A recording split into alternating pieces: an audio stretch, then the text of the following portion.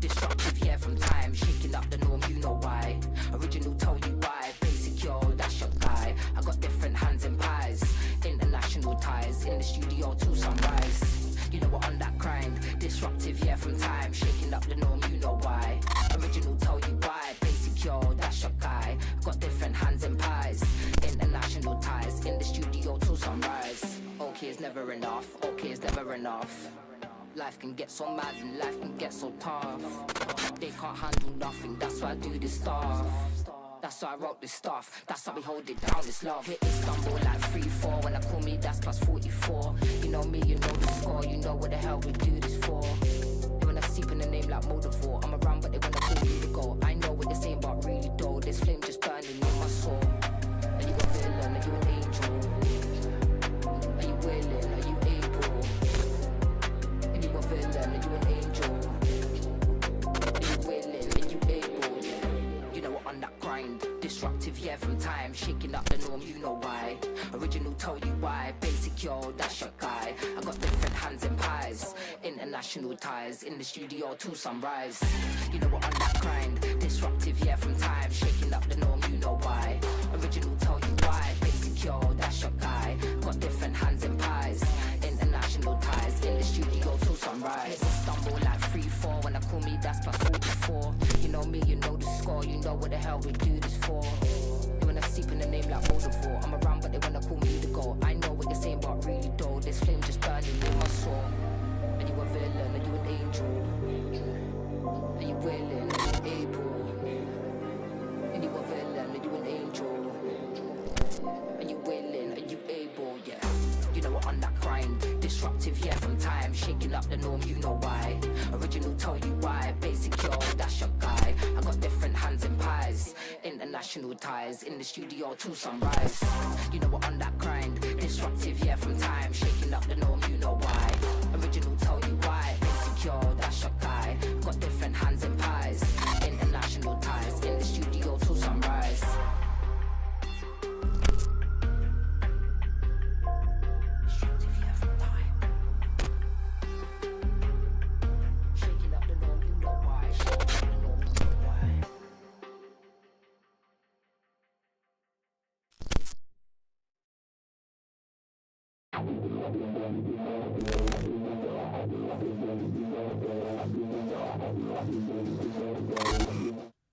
Oh! Wait. Yeah. Yes, it works. It works! No, it does work. Why's my... Oh, shit. 1 second. Let me just sort this out. Chat, how you guys doing? We're okay. We're live. This is it. This is who Tom Henderson has decided to put into Insider Gaming. We're back. Yes, that's what I wanted. I want some reverb. Ladies and gentlemen, welcome to Septic Sauce with my colleague now. Are we colleagues now? Insider Gaming. I'm your boss. We'll keep it as that. Tom. We'll say colleagues. It's like a marriage. Yeah, colleague. We'll go for colleagues. It's like a marriage. No, actually, for now we'll go for acquaintances, and then we'll once we get you to pipe down a bit, then we can be colleagues. Good luck with that, man. Amount of stress I have caused you this week, huh? Did you expect that kind of fallout with me joining Insider Gaming? Did you expect it? Be honest. Not that bad. that was like Crisis Level 1000. You know the meme of the cartoon when everything's on fire. That was me, man. That was horrible. Oh, but we got through it. Yeah, you were like, I hate my timeline, Gaz.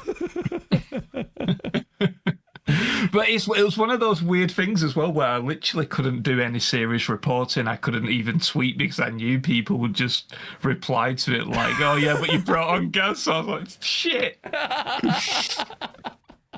Oh, bro. Oh, man, it was hilarious. But I did feel for you. I was like, oh, poor Tom, he didn't know what he was getting into. You did see the kind of people that were responding. They were absolutely mental, though, aren't they?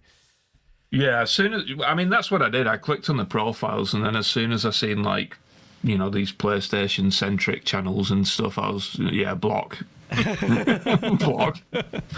Oh, man. Yeah, so, you know, it's a lot of people, well, what would you say to that? Obviously, I'm a character that doesn't really hold back what he says, but I'm colourful in a way. Misunderstood, I would say, Tom. Why did you get me on Insider Gaming? Schizophrenic, I would say. I'm extremely schizophrenic, yeah. They're like, you watched the serious video that I did for you guys. You're like, what, is that the same Gaz? Is that the same Gaz? No, but in all seriousness, I think that we are going to do some incredible things together. Yeah. And it's all about the realization, right, from our side of, yeah, you've got this baggage attached, but at the same time, you can do things more seriously, and I think the Highguard video that you did is a testament to that. Yeah, I think a lot of my legacy in there has been quite, I've been purposely antagonistic and quite just being, for me, this space has always been an outlet for that kind of creativity. And with the Source videos, I've always said it, people have really understood or misconstrued it. The self-deprecating nature of it, the satirical nature of it, to the point where I used to have the disclaimers at the start of the video explaining it, but people still didn't get it.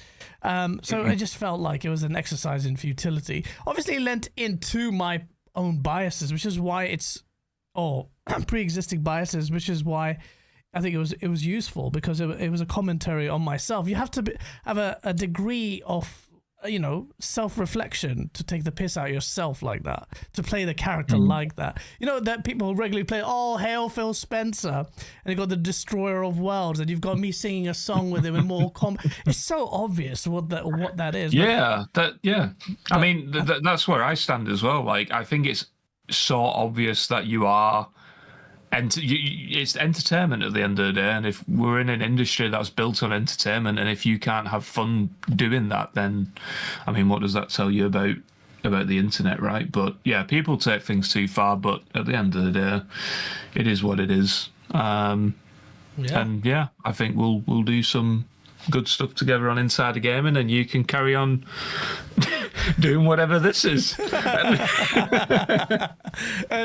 I have to be a little bit more measured though, because I have to represent in IG as well, so I can't be as raw with some of my jokes, because there's a bit of a poorer reflection on Insider Gaming. So like the layoffs I'm not necessarily making fun of people who laid off, but it's just quite of that kind of off-key kind of dark humor might spill out. So, and generally, as you grow up, you tend to take a little bit of self-reflection is in order, and you're like, all right, part of me maturing is, I made a video on the Highguard video. That kind of serious video, I really want to do. And I felt like it wasn't... Septic Source is great for that, but great for lots of content is to represent me, but it doesn't... I don't think the audience understands that when I'm serious. And Insider Gaming, I think we were talking about it without giving too much away.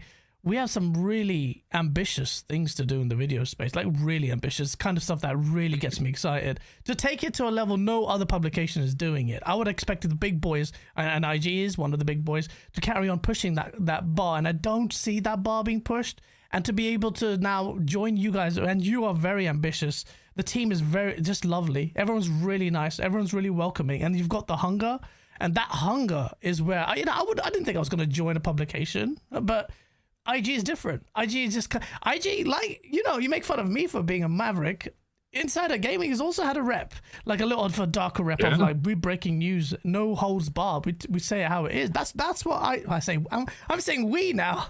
I'm assimilating. Yay! But I like that. That's the rawness, and I think that's what pissed a lot of the PlayStation guys off who use Insider Gaming for their news because they can. Just because I'm a dickhead who takes the piss out Xbox and PlayStation, but never mind. I think they just took it the wrong way, but that we can't pander to them. But in terms of the aspirations for IG, they're very high. And I'm not just saying that, chat. Like, it is high. The things that are planned are amazing. The team is great. And I'm just grateful, one, for the opportunity that you've given me, and two, to be part of that journey. So looking forward to it, man. Genuinely, there's going to be some exciting stuff ahead. Very soon, very soon. Yeah, very soon. Yeah. I mean, and we've got GDC coming up, right? We're not going to delve too much into what we're doing at GDC, but you're coming out with us with the Insider Gaming team to GDC. So, absolutely. Yeah, I mean, we have got tremendously high ambitions. Like you said, I think nobody has even tapped into what we want to do that much. I mean, there is a few out there, right? A few outliers, but we want to do it on a consistent basis. Every week, right? You're seeing these new banger videos and exclusives and scoops and all that kind of good stuff. And I don't know, man, like, how do you feel about the Highguard video as well? Because I do think that video definitely converted a few people that initially thought it was a bad idea, because when I read the comments on that video, to be clear, we haven't deleted any comments, right? I know that some people do that, but we haven't deleted any, and a good 95%, you've got a few dickheads, but 95% are really positive, and that, like, let's be clear as well, like, you rushed that, right? Like, it was a rush job, but the quality bar is already high, and it's only going to get higher the further we continue working together. Absolutely. I mean, it was very rushed because just with work, and my secretary's been away on annual leave for 3 weeks. She's in India, which isn't great. So I've been stressing, but I wanted to make sure that the first video that we did, that I did for IG, was good. First, I was going to pass it off to your editors. Then I was like, fuck it, Tom, let me just do it, because I want to make sure I want to do it right. Because I know that, ultimately, I don't worry about too much of that noise, but joining, I can't expect you guys to just take it on the chin like that. So I was intent on proving it, and I think the Highguard video kind of begins to tap into my more serious side, which people who have followed me for a while will see on Game On Daily. My first ever video that blew up to over 300,000 views was a very serious one, like that tone, about Phil Spencer joining in. I've done other ones about VR and the future of gaming, and those are my serious thoughts. That's where I write down the script, that I really think about what I'm saying. It's a more measured video, as opposed to playing a character or just being entertaining and being, just being an arse on video. Sometimes you just want to have an outlet for that. With Insider Gaming, that just is scratching the surface, Tom. I watched so many videos from highly produced, directors and stuff on YouTube and other stuff. And what we're aiming for, what we've talked about, I can't wait. That involves obviously learning more cinematography techniques, more editing techniques, because I still think I'm very basic in the space. And just learning all those, just really investing time into learning, because I'm under no illusions about where I'm at in terms of my talent level. It's not. I'm glad you guys think it's okay. For me, it's never enough. And now with Insider Gaming, I can't wait to keep pushing the bar forward, man. I just want it. When the video's out, it's like, oh shit, okay. Even the haters will be like, fuck it, that's a good video, man. I can't take the piss out of that. And I get it, the PlayStation guys. I'm one of those people in the space, obviously in the trenches and the console war stuff, but one of the few people that actually reaches out to all sides of the extremes. Like on PlayStation, I've had the hardcore of the hardcore PlayStation guys, hardcore of the hardcore Xbox guys, all on Game On Daily, even on here, and to the point where it's very, I burn bridges with both sides as such. And despite that, people can't tear away the personality, which I can understand. But at the same time, it's time to elevate the game and really do what I've always wanted to do. And I'm going to do that with Insider Gaming. So I'm very, very, very, very eager to do that and very excited about it. Yeah, I'm looking forward to it. It's gonna be. I don't want to hinder that speech anymore, but but yeah, seriously though, I am looking forward to it. And there's, I guess, like there isn't really that much else to say now. It's just a case of getting it done and proving to people, right, and showing what we can do, and moving forward as fast and as aggressive as possible. Absolutely. We're going to take it to the next level, man. And just keep that hunger there, and we're going to make some memes, bro. That's what I want. And I love that. I love that. You're on my case on that video. I'm like, you know what? I love that. He's on it. I don't feel like dude, like when you said the podcast starts at 9 and it was like 1 minute past 9, I was like, what the fuck is he? Like, and then yeah, and then he joins the call, and then he's like setting up his lights and stuff. Like, what's going on? Listen, forgive me. It's Ramadan, okay? It's Ramadan. I'm in comatose this month. That's why it's going to be tough. I have this coffee, which means I will not sleep tonight. So it's you got to give me a look. Not it makes any difference. It's bullshit. Every week it's like this. Every week it's like this. Why am I making this bullshit excuse up? Gaming with Passion. Thank you for being a member for 5 months, bro. I love the skull that you're sporting. Ramadan Mubarak to you, man. Hope your fasts are going well. Reforge Head Gaming. Is that the real Reforge? You can sign me to Insider Gaming, Tom. Reforge Head, thank you for that. Tom, you got to be careful now. You can't just open the floodgates to psychos like me. You got to be measured. Yeah, we'll take it slow. Take it slow now. I'm still recovering from the comments of the announcement earlier this week. Oh, that was brilliant. I loved it. I actually loved it, but I felt bad for you guys at the same time. Like, these guys are like, oh my God, what the hell is this? Our reputation is going to go down the toilet. No. Man, I felt bad for the guys inside the game and that didn't know anything about the announcement. they're all just on Twitter like, what the fuck is going on in our private Discord? And I'm like, don't worry, guys. Did the video reassure them? We're like, hold on, okay, no, Tom is actually all right. Yeah. I mean, we have weekly meetings with the senior guys and quarterly meetings, which I guess you'll be a part of soon, like an all hands town meeting, going for everything. And yeah, no one's worried. I never was worried. It was just one of those. You know when like you have to check your phone every 5 minutes to see to see like more shit that's been thrown at you. It was like one of them for a good fucking 18 hours. It was brilliant, man. I loved it, man. It was sorry at the same time. At the same time, I'm not sorry, as you can tell from my face. But you know, it's a sign. It's a sign, a good sign of things to come. Shabs, shout out to you, man. Almost 2 years. This man has been a member. It's just Shabs. He's always been giving out codes. He's one of the most generous people, if not the most generous people on this channel. And he's almost a member for 2 years, which is getting me a little bit emotional. He goes, I heard Sarah and Phil got the golden parachute. Oh, shit. We're going to talk about that in a bit, man, because I thought, look, I've joined the team. I need to speak to Tom about this stuff and break through some of this. This is mad. This week has been insane. No one understood. No one could see this coming for a while. We've got other topics in, but I think it would be remiss for us not to talk about what's going on in the space. But before we talk about the Xbox stuff, let's talk about what is going on with Bluepoint, because that I've never seen the PlayStation community this angered to this degree, calling for heads. Hermen Hulst's head to be chopped. Bluepoint Games, they just acquired them. 4 or 5 years? 2001, I think. Just acquired them.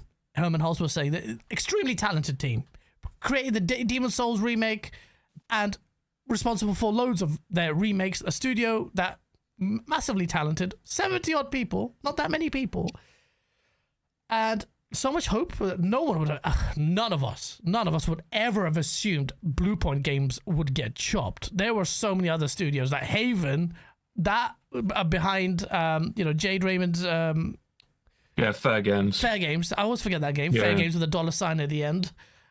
Game that would go, or some Media Molecule has been doing anything. Sony Bend, what have they been doing? Then you got a 92 delivering powerhouse that everyone's waiting for them to build Bloodborne remake. Killed. It's dead. That's it. Announced out of nowhere. I couldn't believe it. They've just what's going on? What is going on?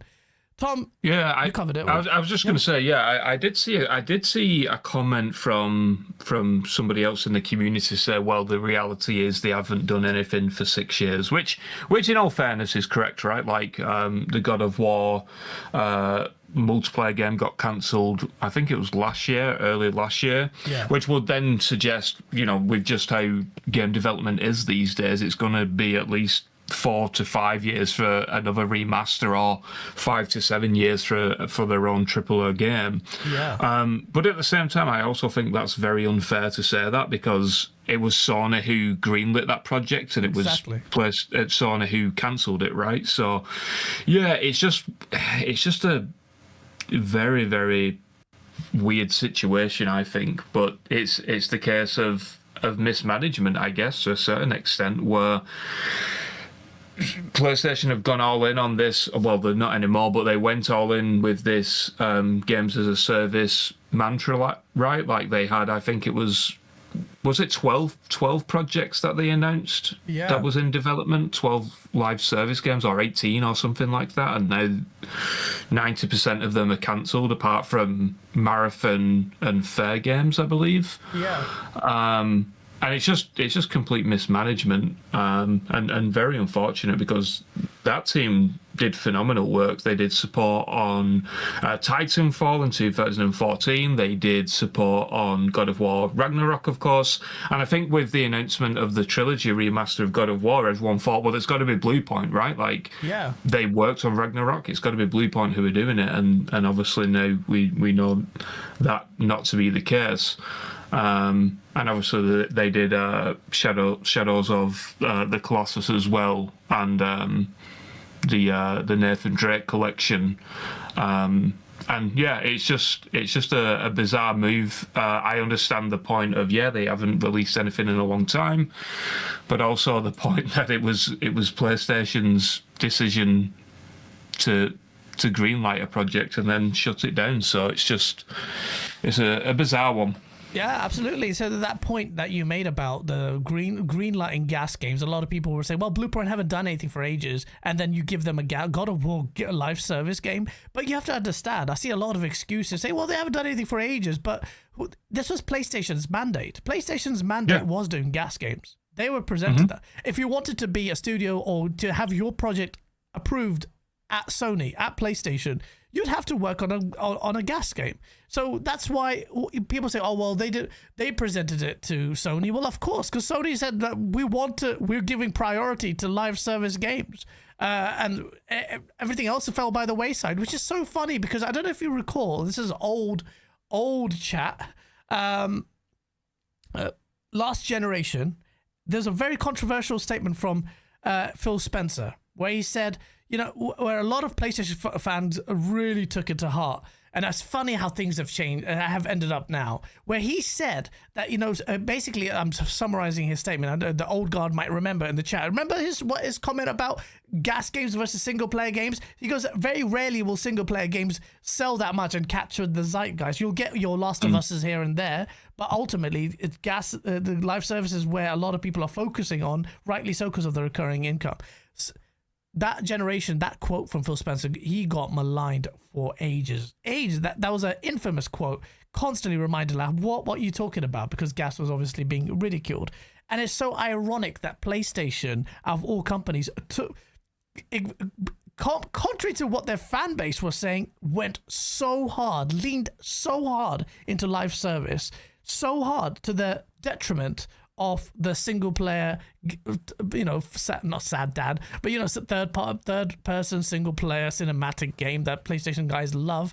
At the detriment of that, they pursued that so aggressively that they ended up this generation with so much egg on their faces, with more cancelled games than announced games. And this Bluepoint Studio was the straw to break the camel's back for the PlayStation community, and rightfully so. I mean, forget PlayStation community or whatnot. These were extremely talented people, and they produced results, and you just killed them. And I was scathing when it came to the initiative being shut down, because I loved Perfect Dark's legacy. I wanted to be treated with respect. You built a whole new studio, but the initiative have never made a game in their life. They were a brand new studio, and it was an incubation studio working in tandem with Crystal Dynamics to work on this game, which had a very troubled development history, and boom, dead.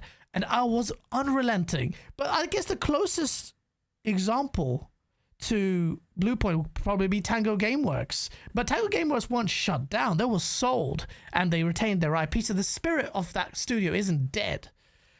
But still, I was scathing. How they give you, that Bloomberg article with Sarah Bond, I'll always be reminded of. That lady, Dana, I forgot her name. She follows me on Twitter. She's really lovely, actually. She's a really good journalist. And she asked it's just really well spoken. She asked that question, well, how can you, how isn't it not well, I'm paraphrasing again. It's not an indictment. Isn't it odd that a studio that gives you award-winning game, really critically lauded, artistically just vibrant, very different from Xbox's stable, and then you reward it with that, or you reward it with just killing them off? And so that completely untangled Sarah Bond's brain. She couldn't answer that question. It was just complete mocked. She just .exe'd on stage, completely just melted away. And I was scathing. And it's my video. Go watch it now. You can call it Xbox Guy. No one on the internet, I guarantee you, put my video off. Hardly anyone watched it. 1,500 people, because the next day Helldivers 2 came out on Xbox, or to be announced at Xbox. But I was one of the most scathing commentaries of mine on the Xbox leadership, and say, what the hell are you doing? But Bluepoint is way, way worse than either one of them. And I don't know. I don't understand the mindset. Like, you could have given one. Okay, Bloodborne. Maybe the guy's really holding onto the IP. He's just very protective of it. But you could do more.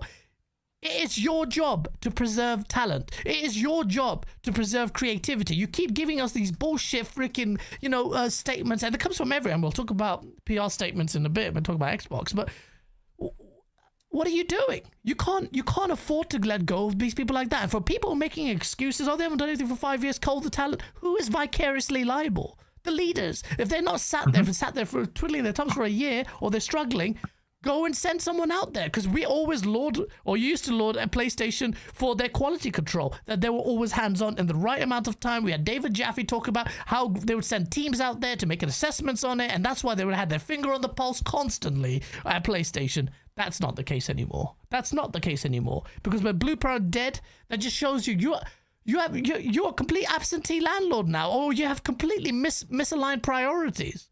Because who's next? Guarantee you Haven. There's no way. Unless Fair Games is going to be such a banger that's going to shock the shit out of us, that Haven is going. It's 100%. What is Media Molecule holding on to? What is Ben Studios? What? I don't get it. Yeah. I was just going to say quickly as well, like, if Asha wants to get a brownie point at Xbox, she should try and get everyone from Bluepoint. That would be a fucking stellar move, man. Like, if you want to get the community on your side, scoop them up. Asha Sharma, if you are listening to this, go and make sure you just buy out the Bluepoint team, call it the Greenpoint team. Boom. Boom. That would kill. You would be the winner straight away. Sony would take notice. You'd get goodwill straight away. Do it. Yeah, that's a crazy one, man. It's mad though. It's mad. Like, all joking aside, it's worrying for PlayStation fans who are calling for the Hermen Hulst to step down. What do you think about that, Tom Anderson? Should he step down? I don't really like saying like people should step down or not, right? But I don't know. Like, again, like you brought up a good point with Haven and Fair Games. Like, what is going on there? And I think that is almost like a Highguard situation to a certain extent, where everyone's looked at it and have written it off completely already. Yeah. And unless it's going to have this marathon kind of turnaround, which, you know, props to Bungie for doing that. Seems like they've definitely turned that around pretty nicely. But it just seems like to me that there is a serious lack of mismanagement over there. Lack of mismanagement? You mean a lot of mismanagement? Sorry. Yeah, a lot of mismanagement. Yeah. And who knows? It's just one of those difficult ones. Like, I don't know. I just don't know where the minds are at the moment. Maybe their priorities are now to shift back to single player games or something. I'm not entirely sure. But then again, you did have Bluepoint, which have proven to be really good at their skill set with remasters. They've got such a massive back catalogue of IPs that they could tap into. And it's like, well, what are we doing, guys? Like, it's just mind-boggling to me. That's the thing, though. They're the remake studio. So a lot of people will say, "Oh, Gaz, you hate remakes." I'm like, yeah. If you are diverting studio resources to from your big studios to make remakes, you're taking that's an L. I said the same thing with Halo. Like the new Halo remake is like, oh, this is. I said this is for the PlayStation guys. We don't. Halo CE did get a remake already, the anniversary edition. You want to do another remake? Whatever. And then we're finding out they're going to do 2 and 3. Joke. Like, I want 343 to work on new things. The same thing applies with God of War. I'm like, what? Seriously going to make God of War remake 1, 2, 3? Give it to Bluepoint. Oh, no, wait a minute. You've killed them. So it makes no sense. So I don't know where Sony's strategy's at. And it's a good point you've made. Are they going to now go back and say, oh, you know what? Our live service endeavors have not been that fruitful. We've had them say the same thing last year. They were throwing Bungie on the bus, saying they haven't been as good to them as they were anticipating. So what's happening now? Sony just messes up an entire generation just doing this live service thing and failing? Well, I think, to be honest, a lot is riding on Bungie and Marathon. Like, if that game flops, I reckon they're going to redo the entire strategy. Bungie will probably get mass layoffs and potentially shut down. It feels like that's probably the last chance for that studio, because of course, you know, they can tap into Destiny 3, but again, that's another 4, 5, 6 years until we even get that right. But yeah, I don't like. We've obviously got Wolverine later on this year, and that's probably going to do big numbers. Saros, do you think Saros is going to do big numbers? Because New Black says this is going to be a banger, but do you think it's going to sell?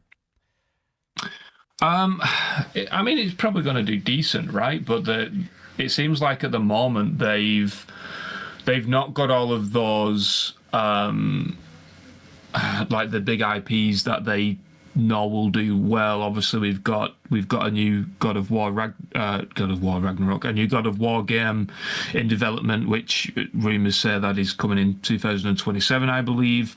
And then we've got summer other showcase things. reveal or summer reveal, yeah. Yeah. Someone said that, yeah. And then a big one would obviously be another Last of Us, but Naughty Dog are tied up with Intergalactic, so I don't know where they're going to go in the next 12 months. It just feels like a hell of a lot is riding on Marathon at the moment. And to be honest, I am glad that they've turned it around, right? Like, because it seemed like that game was going to be dead on arrival. Like, it seemed like that was not Concord 2.0. I know everyone always likes to say Concord 2.0, but it seemed like that game was going to flop hard. But now it seems like they've managed to turn it around. But I don't know. I'm just looking at the list of IPs that Bluepoint could have done. It's like, come on, like, bring back Killzone. Like, give us a new Killzone. Don't even talk to me about Killzone. I have been saying Killzone for ages, man. And this is what I was saying. The PlayStation guys hyped up those IPs at the time, and they put no respect to the name of those IPs. Let me go to show that you guys were gassing it up so much. A Killzone 2 so good, this and that, and then you don't respect it. I respect it. I respect Guerrilla Games' pedigree, and I think I'm so Horizon down. They're just focusing on Horizon, this co-op game, and it just seems so droll. There's no vision at PlayStation. So if you're going to do remakes, or you want to try, look, there's so much you could do. There's so much you could do. Saros, I don't know if it's going to sell that much. The only problem is because Returnal never sold that much. And, you know, Saros is, you know, a roguelike shooter.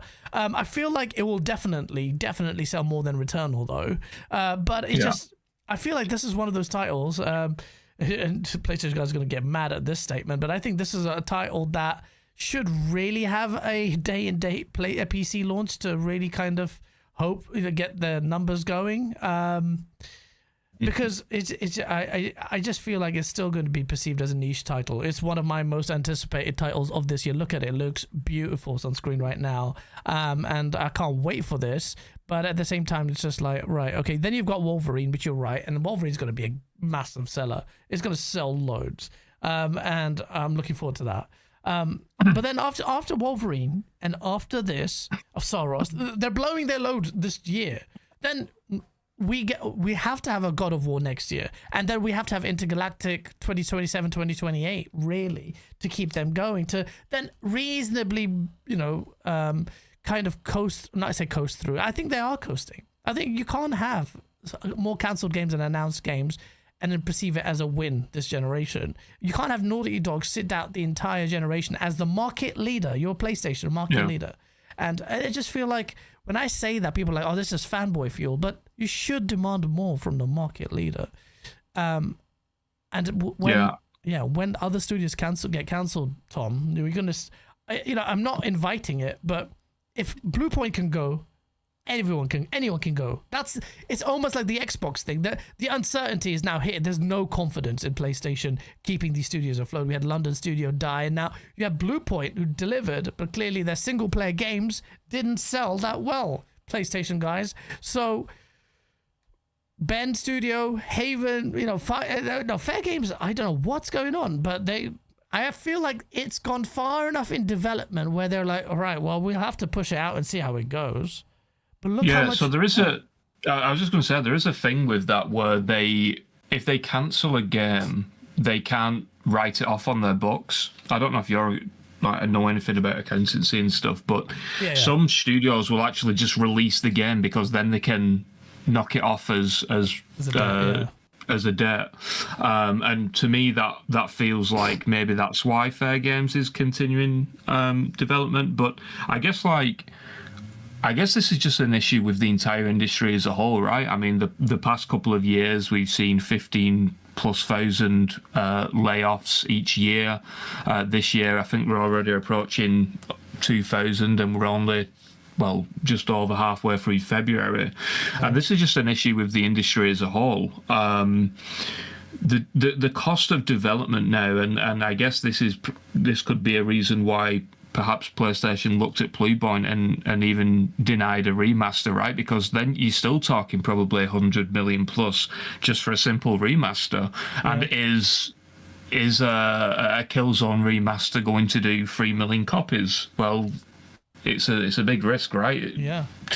So I don't know. It's probably more of an industry kind of like reset, I would say. A lot of people are saying the bubble is bursting. It's almost like a deflation, I think, where we are seeing this reset. We're definitely not even at the pinnacle of it yet. I think we're not even halfway there, in my opinion. And we've got a lot more harder times to come. And like you said, even at both PlayStation and Xbox, and even when you're taking other publishers like Ubisoft, for example, no one is safe. No matter what, no one is safe. And you're at the whim of the top, right? Which is I don't want to get into politics, but is the case for everything. And we just got to ride the storm. But then how do people in a space of creativity be creative when they've got this big dark cloud looming over them that they're potentially going to be laid off? Yeah, no, absolutely.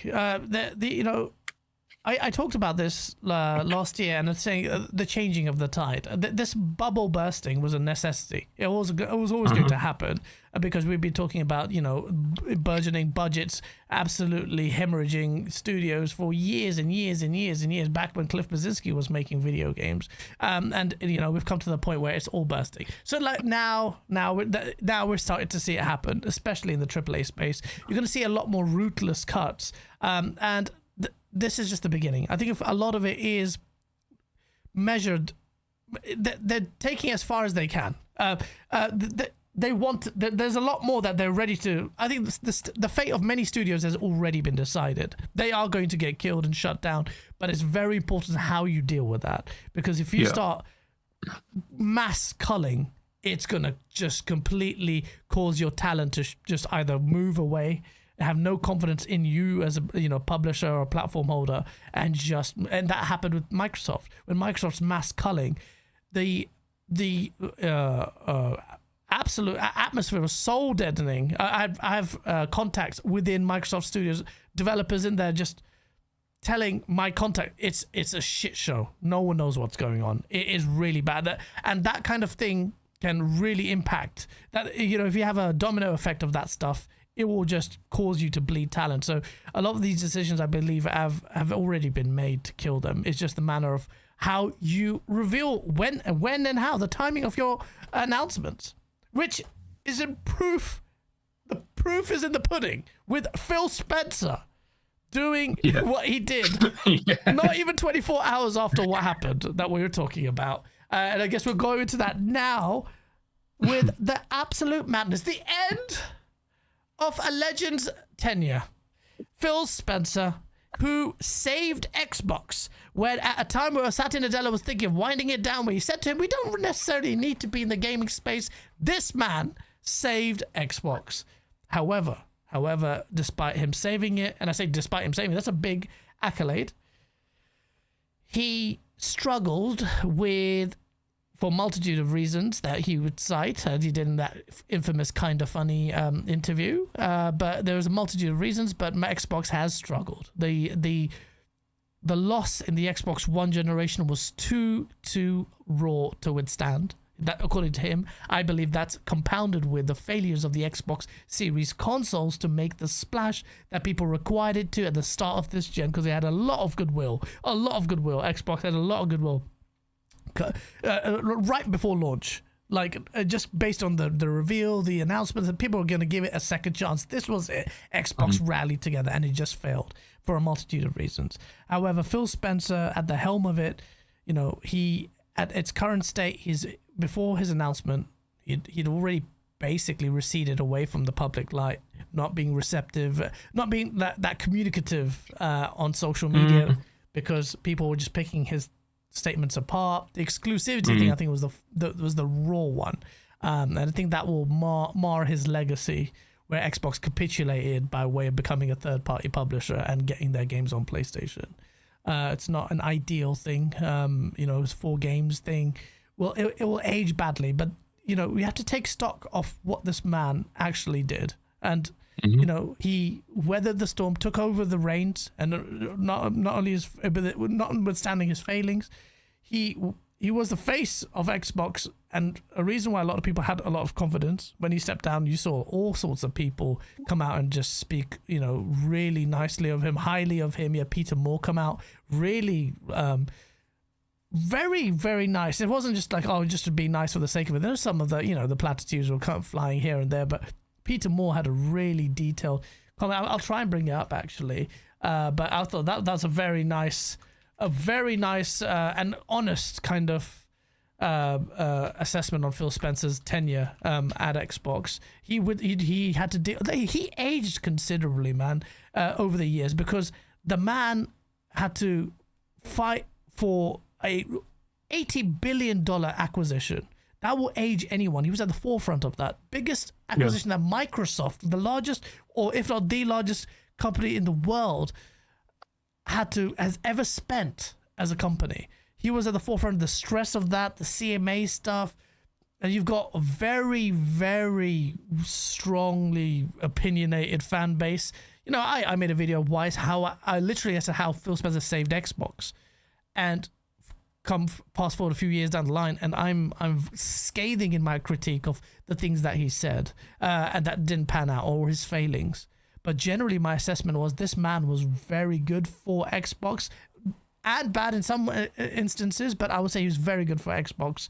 This was a true gamer that came into the space. He really games a lot. He cared a lot. He genuinely cared a lot.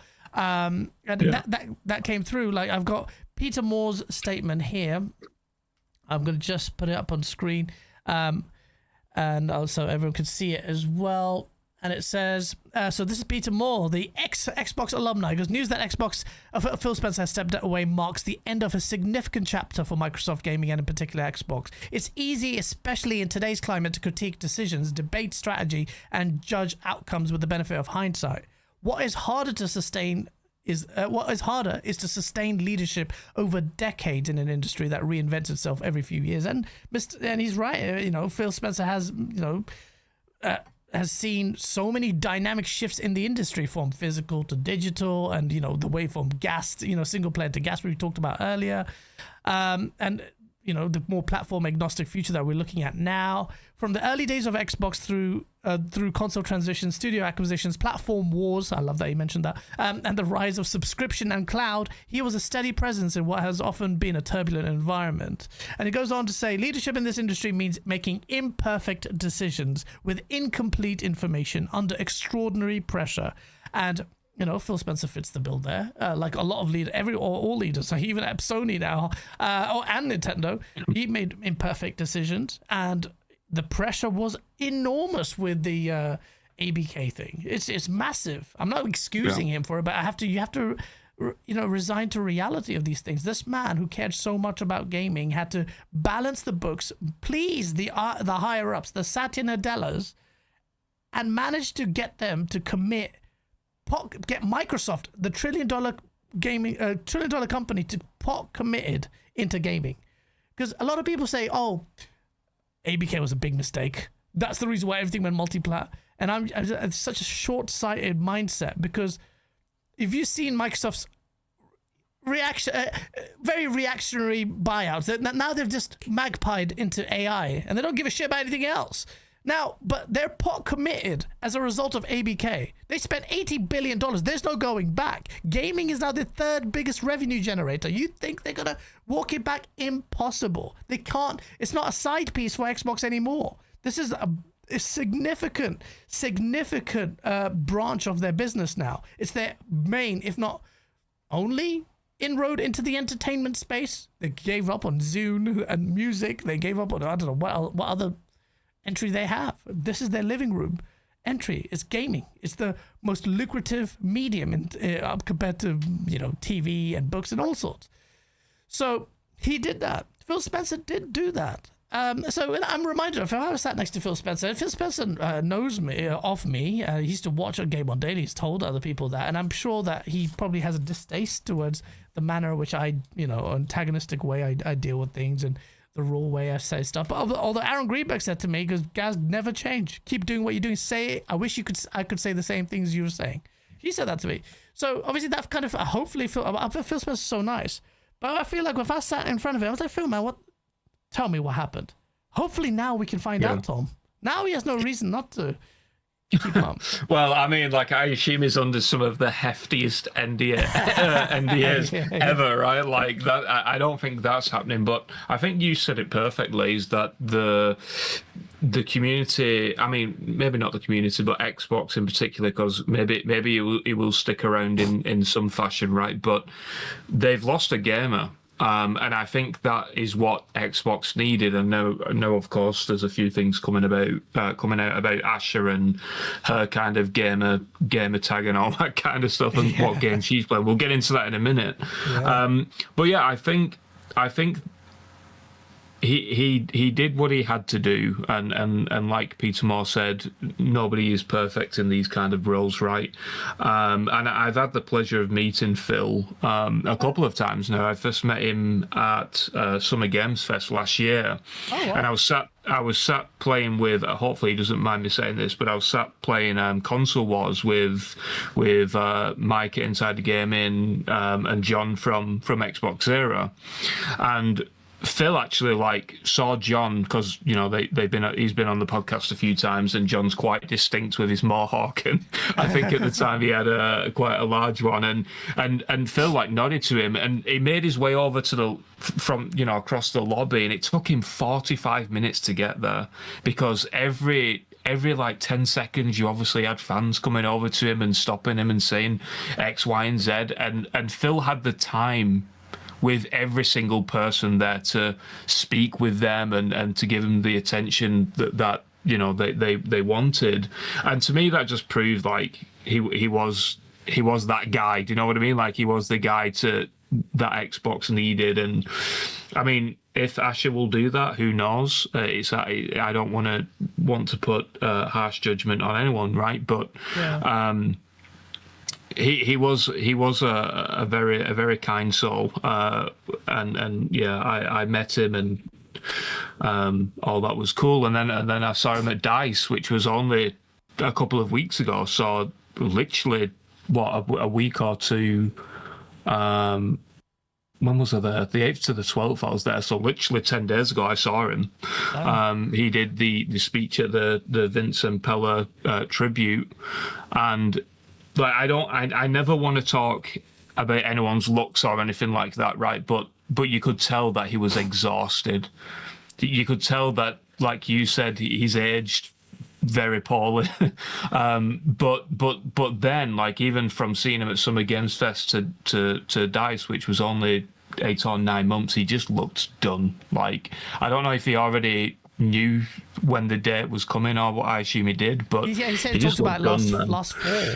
He was in talk. Yeah. He just looked done, in my opinion, and we met him again outside the hotel just by an off chance he was getting into a taxi. But again, he had the time to speak with people and to give people that time, and the taxi driver was waiting come on, you're on the meter here, kind of thing. And yeah, he just looked he looked really exhausted, in my opinion, and I hope that after the past couple of very rough years that I imagine that he had over at Xbox, that he now gets that time to rest and heal and hopefully do something else in the gaming community that he can use his experience on, because I think he'll be a great advisor and all that kind of good stuff. And yeah, I mean, best of luck to him. Honestly, look, of all my incendiary comments, well, I say incendiary is very critical, but I just Phil Spencer, he's always a class act, really nice guy, and business is brutal, and he, at the end of the day, he saved Xbox. When you say that, you've done enough. But he wanted to do more. He really wanted to do more, and I feel like he was fighting an uphill battle because the power had shifted away out of his hands, because you're with ABK, it's $1 trillion, this is $1 billion, $80 billion deal. It gets snatched away from you. And just a few weeks ago, I had Jez Corden on, and I said, look, hey Jez, what's happening with Phil? He's an absentee landlord. He's not exactly running the ship. And he's like, no, he still has that impact, but he's worried after the fact. And look what happened after the fact. Before we go on to talk about Charlie, we have to just kind of a shout out to 228-30 of you on the chat. Smash the like button. I'm really grateful that you guys are here. Just talk about on the point of Phil and the legacy of Phil Spencer. I think ultimately, I find it. I would be remiss not to mention, in a positive light, what he has done, because he cared. And this is the problem with execs all across the board at Sony, at PlayStation, and at Xbox. Which executive do you see? And this chat, you tell me if you have an idea. Which executive do you see that was a proper gamer, that worked their way up the ranks? He was an intern at Microsoft, remember that, and earned his stripes, and then cared about gaming so much, and then made decisions for that. Imperfect decisions, but There's none. And now we have Asha Sharma. Asha Sharma is someone that has come out of nowhere. She's an AI bot who's moved over from some other companies. Again, no gaming pedigree whatsoever. So instantly, on the face of it, how can you not be pessimistic about it? I don't understand. Because if you're giving credit to Phil Spencer for his gaming pedigree and heritage, so he understands the medium better, the dynamics better, the finer details about, how Japan is. One of the questions was immediately off the bat, what's going to happen with Xbox and its endeavors in Japan? Because Phil Spencer understood it, fostered relationships with Square Enix, really, kind of did all that. And the guy at Square Enix said, I was really sad because I was hoping to, enhance this relationship even more, but I wish him well. That's how important instrumental Phil Spencer was in making sure Xbox has a foothold in Japan. But we've now got Asha Sharma, who's come out of nowhere, who's right now on social media just making memes. Someone's handling her account. Yeah, you can tell, man. Yeah. Well, actually, I'm not entirely sure because she's only 36, I believe. All right, okay. And if you think about it, if you're someone in her position and you've just been announced as the CEO, you're probably having a few bevies this weekend and making memes. She's making a lot of memes, bro. Yeah, but I guess like the shocking thing about everything, and we haven't touched on this, so I don't know if you want to, is the fact that obviously Sarah Bond hasn't gone into the CEO role, which from all accounts and rumours and stuff was, I think it was like summer last year is when the rumours started swirling like a bit more seriously that Phil was going to step down. We all assumed that it was going to be when the next generation of console hit, and then he was essentially training Sarah up right to replace him in that role, and that's just such a bizarre decision as well. Like, to be honest, I even said this at DICE to someone, I'm not going to mention their name, but I did always actually hear that Sarah was never actually going to be in that role, and it was more likely to be Matt Booty. Yeah. For whatever reason, obviously that hasn't happened as well. It's just, I don't know. I don't know where Asha has come from, basically. It is kind of where my head's at. I know that she's scaled up Meta's / Facebook's messaging service to like 1 billion users or whatever, but it's like, Shabs goes, I bet she's Nutella's daughter or cousin. Well, I mean, one of the things is like, obviously with Nadella as well, is this AI drive that he's got, and maybe he's looked at her with her AI experience and thought, well, here we go, and let's lock her in, kind of thing. But I think that is the biggest change that is coming from this, is the fact that Phil was a gamer. I know that they're trying to push Asha as a gamer, which she very well could be, right? No, but it's like, with all the stories that we heard from Phil, he fighted so much for a lot of games over there. It's like, even with going back to ZeniMax's Project Blackbird, which we mentioned in the last podcast that I was on, like, the story is that they had to rip the controller from his hands because he was enjoying the game that much. And I just can't see, never mind Asha, I just can't see anyone being like that, right, in such a role. So I don't like it, I don't want to speak ill of anyone, but I think what we're going to see in the next 12 months is basically what Phil did actually protect at Xbox and the teams and the games, and we're going to see the fallout of that. Yeah. Because Ash's job is now to scale Game Pass and Play Anywhere, and I think we're at the point where they probably think you don't necessarily need all of these games to do that, and that's her focus, is to put Xbox in as many hands as possible. So it's funny you say that. She's been doing the rounds, or someone, her intern, or whoever is handling her social media, is been interacting with the Xbox community, including myself, with my Phil Spencer song, which is embarrassing. She's like, she took it on the chin.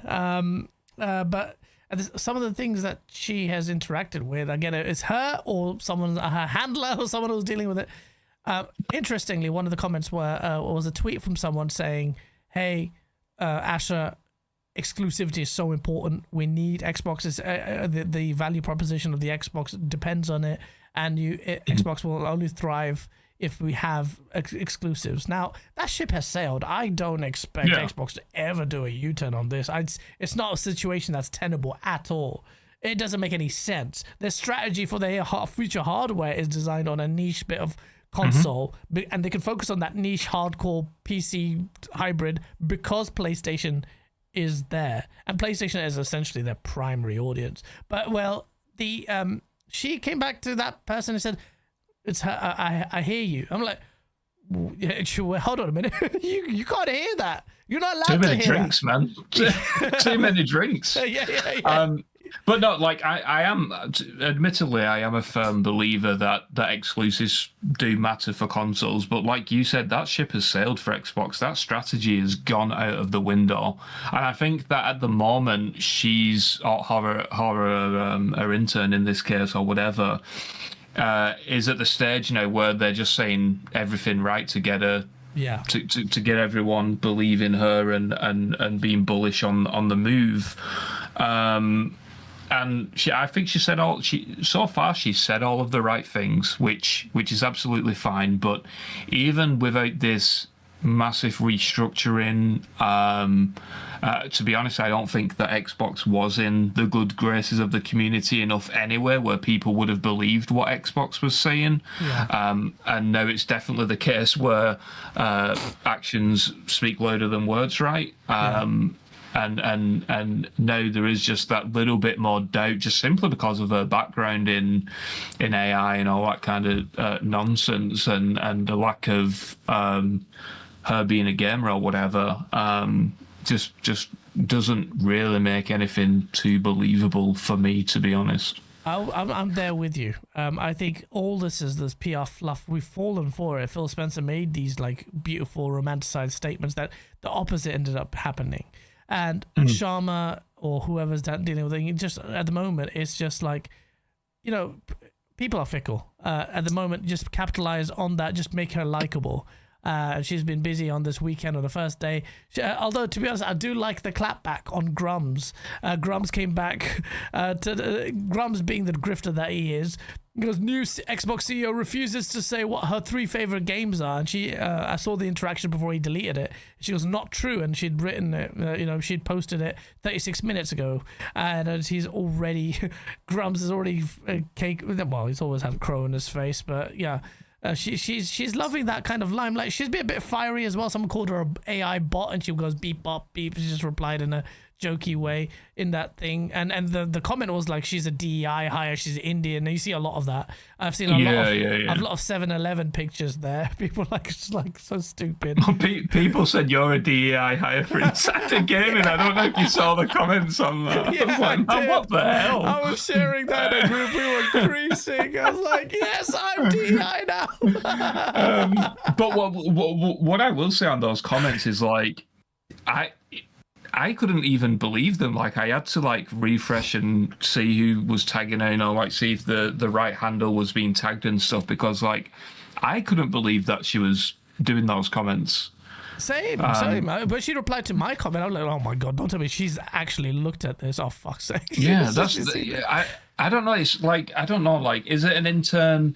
Is she replying to people like Grums, like, because she doesn't have an understanding of the community yet? And do you know what I mean? Like, PR haven't like notified her on who to and who not to interact with, for example. Is it an intern? Has she had too many glasses of champagne and wine? Like, what's going on? Maybe I just don't. I find it difficult to believe that, if it was an intern, you would expect a lot more measured policies in place. Because Phil Spencer, Sarah Bond, all of these guys have receded away from Twitter. They're all on B-Sky, or whatever it's called, the nice friendly one that no one uses. So she, they would have vetted her. Like, the moment she responded to my Phil Spencer song, I'm pretty sure Phil Spencer would have like texted her like, don't worry about that guy. That guy's mental. Please don't respond to him. And then she's out in full. She's doing it to everyone. And she's a troll. DEI hire Tom needs to meet the quota. Shabs. He hit the quota. That's it. Now, because of me, he won't be able to board the flight to GDC. Oh, man. You're going to get the cavity search with me, bro. We ride together, we die together. I should say that before I fly. Oh, man. He's actually genuinely worried. That is what's the fuck. No, you'll be fine. I'm just Googling quick, like, how much does it hurt to have a finger up your bum? It's not so bad. You get used to it after the second and third time. Oh, man. But, yeah. So, you know, we see a lot of that.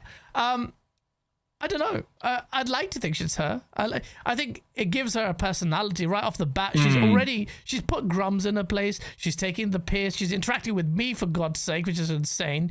So it's like, you know, there's a human element to it because it's needed to a certain degree because everyone's seeing her as a corpo. I don't trust it. I'm not stupid.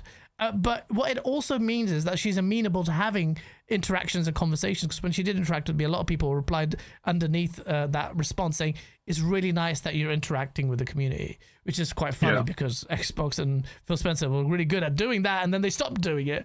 And then there's another commentary to be made that, you know, Xbox guys love these parasocial relationships. They love to get in bed with these executives. They think they're their best friends. That's why Phil Spencer... Oh, man, like... The Summer Games Fest, there was literally like a crowd of them fucking waiting for Phil Spencer and Sarah Bond to come in. Oh, man, it's so cringe. It's so cringe, right? To John, I rinse John all the time. He's like, you know, you waited for about 2 hours in a line to meet Phil Spencer to sign your Xbox book. I am not waiting for another man like that. I'm not doing it. I'm not. What man would I wait for? Like the stand there for 2 hours just to get a signature. I'm not doing that. It's weird. He's a gaming exec. I'm the same. Yeah, I'm the same. Like, I don't really... I mean, even I guess like the job right of being a so-called journalist is you shouldn't be taking pictures with people and stuff. Like, it's not you know, they're not your friend or whatever. But yeah, That's going back point, to actually. Asha, Yeah. I'm just worried that this could potentially bite her in the ass very quickly. It will. And like you said, like, yeah, she's now interacting with the community, but I think she's gonna find out real quick that Twitter is not the place to be, because I think she's only got 31 posts on Twitter or something. Like, she hasn't been around for long. When I saw her, she had 1,000 followers. And I just saw it keep refreshing. It just kept going up because they're just like, she didn't even have 1,000 followers on Twitter when she was now. No one knew who she was, bro. She had no following. And then all of a sudden, boom, it just went up. And like, oh, well, I don't know where she's at now. She might not be that high. Let me check. 36,000. 36,000. Yeah, I thought it'd be still high, but still, that's considered quite a lot. Yeah. And then so she only created her account this month, so it's like she's going to find out real quick. And maybe that's going to be the last post that she does, to be honest. Yeah, Top 3 greatest games ever. She has a lot of power she doesn't realize. In the gaming space, what she says can really have a massive impact on the perception of Xbox. She's talking about top 3 greatest games ever. Today I bring my... So this is... I'll quickly touch upon her statement. And I just... Some of it is just, it was just a bit weird, and I need to understand what it's already just sounds like PR speak. It's like a lot of people say it sounds like Microsoft Copilot wrote it, and I'm like, I need to look, if she's receptive and she is who she is on social media, that means then that there's an opportunity for conversation, which means if we're at GDC, she's there. We want to have an idea of, okay, how genuine are you? You may not be a seasoned gamer like Phil Spencer, but how seriously are you taking it? Because you've made some very, very specific and strong promises, which I'm just about to read. So she goes, I feel 2 things at once. Humility and urgency. Humility because this team has built something extraordinary over the decades, blah, blah, blah, blah, blah. She said all this stuff. Okay, my first job is simple. Understand what makes this work and protect it. This starts with 3 commitments. So this is where it's really important. These are the 3 things. First, great games. And that's really important that she said that. Great games is exactly what Xbox needs. This is the core of the business. Fine. Everything begins here, she says. We must have great games beloved by players before we do anything. Unforgettable characters, stories that make us feel innovative gameplay and creative excellence. We will empower our studios, invest in iconic franchises, and back bold new ideas. We will take risks. So what does that mean? What do you mean by risks? Like, what's your risk appetite? Because what we're concerned with, and I'm concerned with, is a Microsoft that's bloated and not ready to take risks. We see with the ABK, I'm worried about, the annualization of Call of Duty was something that happened decades or God knows how long ago. But what risks are you taking? Now we're starting to see the Blizzard. Now we're starting to see StarCraft. Now we're starting to see Overwatch getting fixed. But what's your risk appetite? We need to see that. You've said that. I want to hold you to account on that. We will... We will enter new categories and markets where we can add real value, grounded in what players care about the most. Then she goes, I promoted Matt Booty in honor of this commitment. Tom, did she promote Matt Booty, or was that already a pre-existing thing? I don't think she... going back to what I said earlier about Sarah Bond and stuff, like, I always had heard that there was rumblings that Matt Booty was going to be next in line instead of Sarah. Like, how true that is, but I mean, where there's smoke there's fire, right? Yeah. But maybe she did, and I'm thinking, like, is Matt now going to be the face of Xbox, and Asha's going to be in the background doing a lot more of the businessy stuff, and you have Matt Booty doing all of the conferences and all of the traveling and all of the Xbox Directs and stuff like that. We've seen him do it a little bit last year, so that makes a lot of sense. And Asha's just in the background a little bit more. I'm not entirely sure, but either way, like, I do think that Matt was slated for a bigger position, regardless, right? A lot of people say that Matt Booty's failing upwards. A lot of people say I did see that, yeah. Yeah, so a lot of people don't have much faith in him dealing with the content side of things. So he's now going to be challenging. He's got one of... For Xbox fans, you need to keep an eye on Matt Booty and how he handles the management of these first party studios and what happened. So there's that's important. The second bit that she says is very interesting. This would have to have been... This isn't just a tweet that some intern sent. This was checked, double checked, approved, and then posted, because this forms part of all the statements in one blog. Second, she goes, the return of Xbox. The return of Xbox. That wording may seem quite callous to a certain degree, because what that suggests is Xbox returning means it's lost its way. So is that an acknowledgement, an admission of Xbox losing its way? And how do you do that? She says we will recommit to our core Xbox fans and players. Biggest problem with Xbox right now is its brand has taken a fat hit because Xbox console fans do not feel valued, because they are third-class citizens. They really are. Xbox titles are coming to PlayStation. Xbox titles seem to get massive, significant upgrades, including 60-frame PS performance upgrade when it coincides with the PlayStation release. Xbox gamers do not feel valued because they are not valued at the moment. They're not the primary... And Xbox's messaging is all over the place. Everything's an Xbox. Your toilet's an Xbox. Your mum's an Xbox. The PC's an Xbox. Phil Spencer comes out and says PC is their main growth priority. Game Pass, has stagnated on consoles. They're saying it to you. They're spelling it out to you. The PC is where it's at. So how on earth will you commit to your core Xbox fans who have invested in you within the past 25 years...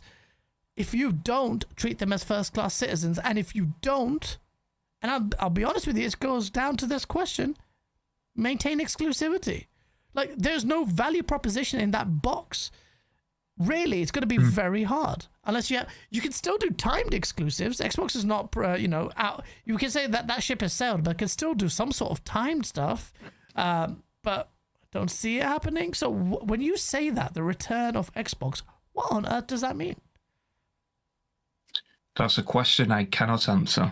I don't think she could as well. No, it's a big question, right? Like, what in what way can they do that? Like, I'm just trying to think of ideas. Like, I mean, reality is they could do timed exclusives, right? I think they've probably already seen the data and all that kind of stuff to suggest that probably isn't a good idea, right? Or maybe they have seen the data and seen the likes of some stuff that went to PlayStation after a few months, and maybe that's a good suggestion or whatever. But I just can't see it happening.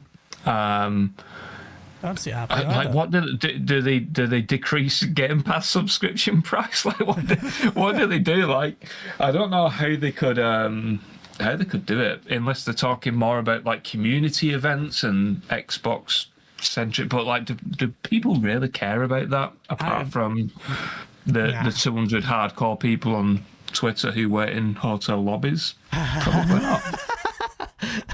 I don't think they matter as much, and that second point doesn't refer to them. Paris says, "Thank God my episode was last week." Paris, you dodged a bullet. Is that there. because of the news or because I'm on it, Paris? No. No, I'm pretty sure it's because of the news. Black Cobra, thank you so much for the 5. Because if the new CEO, Embassy Crap Gamer, likes Phil, did I take back everything I said about her? What? If the new CEO, Embassy Crap Gamer, like Phil, did I take back everything I said about her? I don't know what that means, Black Cobra. That's spelt weird. Unless I'm reading. I'm sorry. That's probably me. He says both, Paris. Shout out to Highlands Grim, and thank you for being a member for 14 months, bruv. I love it. Congrats on the Insider Gaming. Give them hell. I already did from the moment I joined by mistake. Yeah, like, we don't need any more hell. Yeah. Oh, we're a little bit calm. It'll be a calm, measured gas on Insider Gaming. A shout out to 255 of you in the chat. Smash the like button. Smash it, because we're talking about the future of Xbox and Asha Sharma's potentially hollow statements. So that's the big one. She's going to return Xbox. That means, and I was talking about this a few weeks ago, where I was saying, from people in the know in Xbox first party studios, they felt the hurt, the damaged loss of goodwill in the Xbox camp last year, majorly, to the point where it was going to inform what they were going to show on the summer showcase. They really want to make a splash. They really need to make a splash. It's a 25th anniversary anyway, but they do feel it. So her saying that is really important if this is not a co-pilot generated statement and it's bullshit. So, and at this point, the pessimism levels are a maximum. Since Phil's good guy Phil, you couldn't believe words from good guy Phil because for a multitude of reasons, then how on earth are we going to listen to AI Asha Sharma? So it's like, you have to, skepticism is the default. It should be the default. Don't just don't make the same mistakes you did before. Don't evangelize the brand or get into parasocial relationships with her because she's nice and pretty. Don't do that stuff like you did before. Don't do it. Don't be scathing. Be critical. I know you guys hated me for going after Phil Spencer, but ultimately turned out to be true. No, not to hate on Phil Spencer, but being critical. I demand more. At this point, you have to have a critical lens. You can't just be loving her up straight away and declaring her, because she's got some wins on social media against Grums and this and that. Great. But you cannot, especially with this woman who's an AI background and Satya Nadella's running it. You have to be pessimistic. I'm not saying it's going to be bad. We all want change. She might do a great job just by being just really bullish on stuff and having an attitude where it's like, okay, I have pride in the Xbox brand and I'll have Satya's ear a little bit more. But for whatever reason, I don't know. And the third point, she goes, future of play. And that's the third point. We are witnessing the reinvention of play. I don't know what the fuck that means. To meet the moment, we'll reinvent new business models and new ways to play by leaning into what we already have. Iconic teams, characters, worlds. But we will not treat those worlds as static IP to milk and monetize. This is the kind of statement that she says, I want to get some brownie points by saying this. And she talks about, as monetization AI evolves, we'll not flood our ecosystem with soulless AI slop. And that, I don't believe it that much because You're just saying Yeah, she's just saying all of the right things, and that's what you would expect, right, from such an announcement. I think the change of play or whatever she said is just referring to Xbox Play Anywhere and everything being in Xbox. And again, her job at Meta was to scale. I think it was the Messenger app, Facebook Messenger. It was to scale that, and she scaled it to a billion people, and I think that's why she got the job. Basically, is because Xbox now does need scale. Yeah. But yeah, I think again, actions speak louder than words, and I don't know how many times I can say that. But now Xbox really need to be very, very be a lot more careful as well with even the simpler things like their announcements, right? I think Xbox the past couple of years had a really big tendency to announce something really, really good, and then literally 2 days later announce layoffs or announce price increases or announce something that just completely shits on the good stuff that happened 24 hours earlier. And they need to be a lot more strategic in that, and hopefully she can bring that strategy. Because let's be honest, I mean, even like Phil, there's going to be some bad decisions made. There's going to be some decisions that people don't like. But I think with a lot of this stuff, I mean, again, referring back to Bluepoint and that announcement, and then Xbox doing this 24 hours later, it's all about timing with these things. Of course, I'm not saying that PlayStation knew that this Xbox news was coming 24 hours later, but that kind of did help them out, right? It did. Xbox, I think, purposely picked this time. They needed to do that. Yeah, potentially. Come on, man. It's a massive coincidence who do it next day. I'm pretty sure, man. They always do that. I don't know, man. I think that was the time to kind of drop it, because Hermen Hulst is still getting murked. If you go on Twitter, and one of the few people who's looking forward to Marathon, the Xbox guy, I can't comment on Marathon without being called a shill.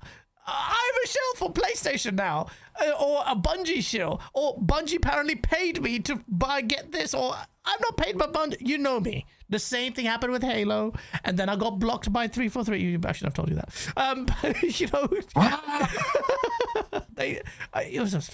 I was very critical.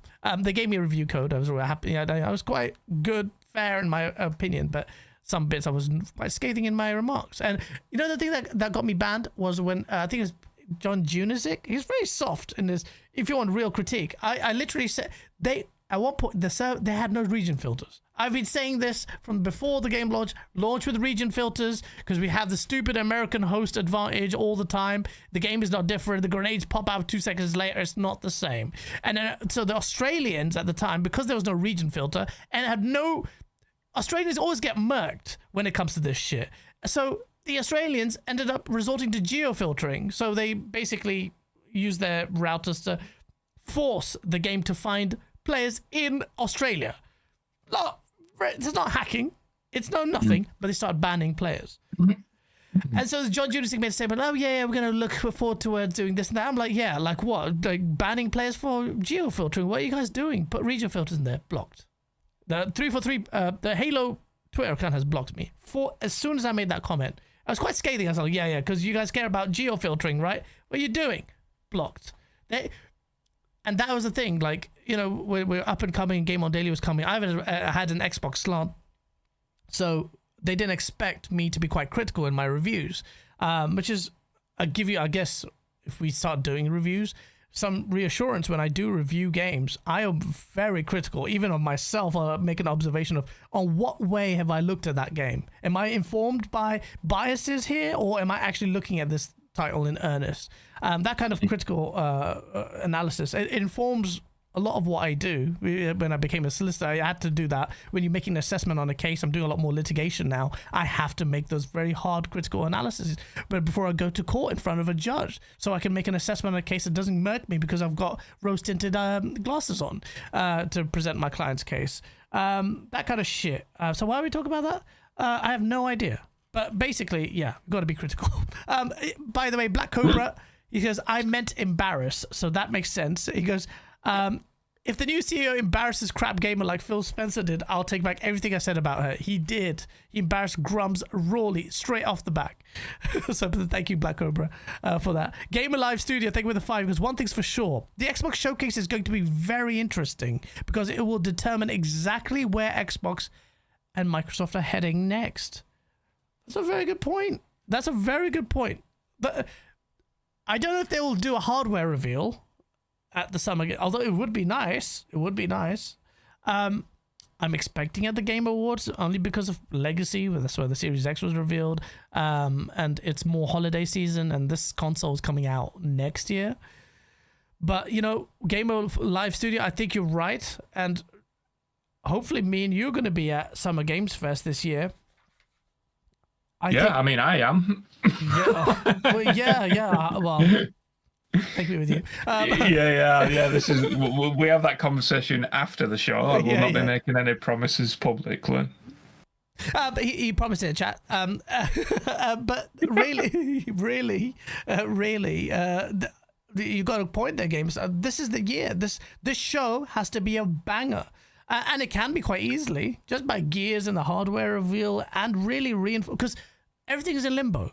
This Asha lady, what are you thinking? I've seen her speak and she seems quite well spoken in terms of in other fields, but nothing to do with gaming. So I have no real reference point to what she's actually saying because it goes over my head or other stuff she's talking about. But in gaming, like, she's going to come on stage, she's going to talk about it.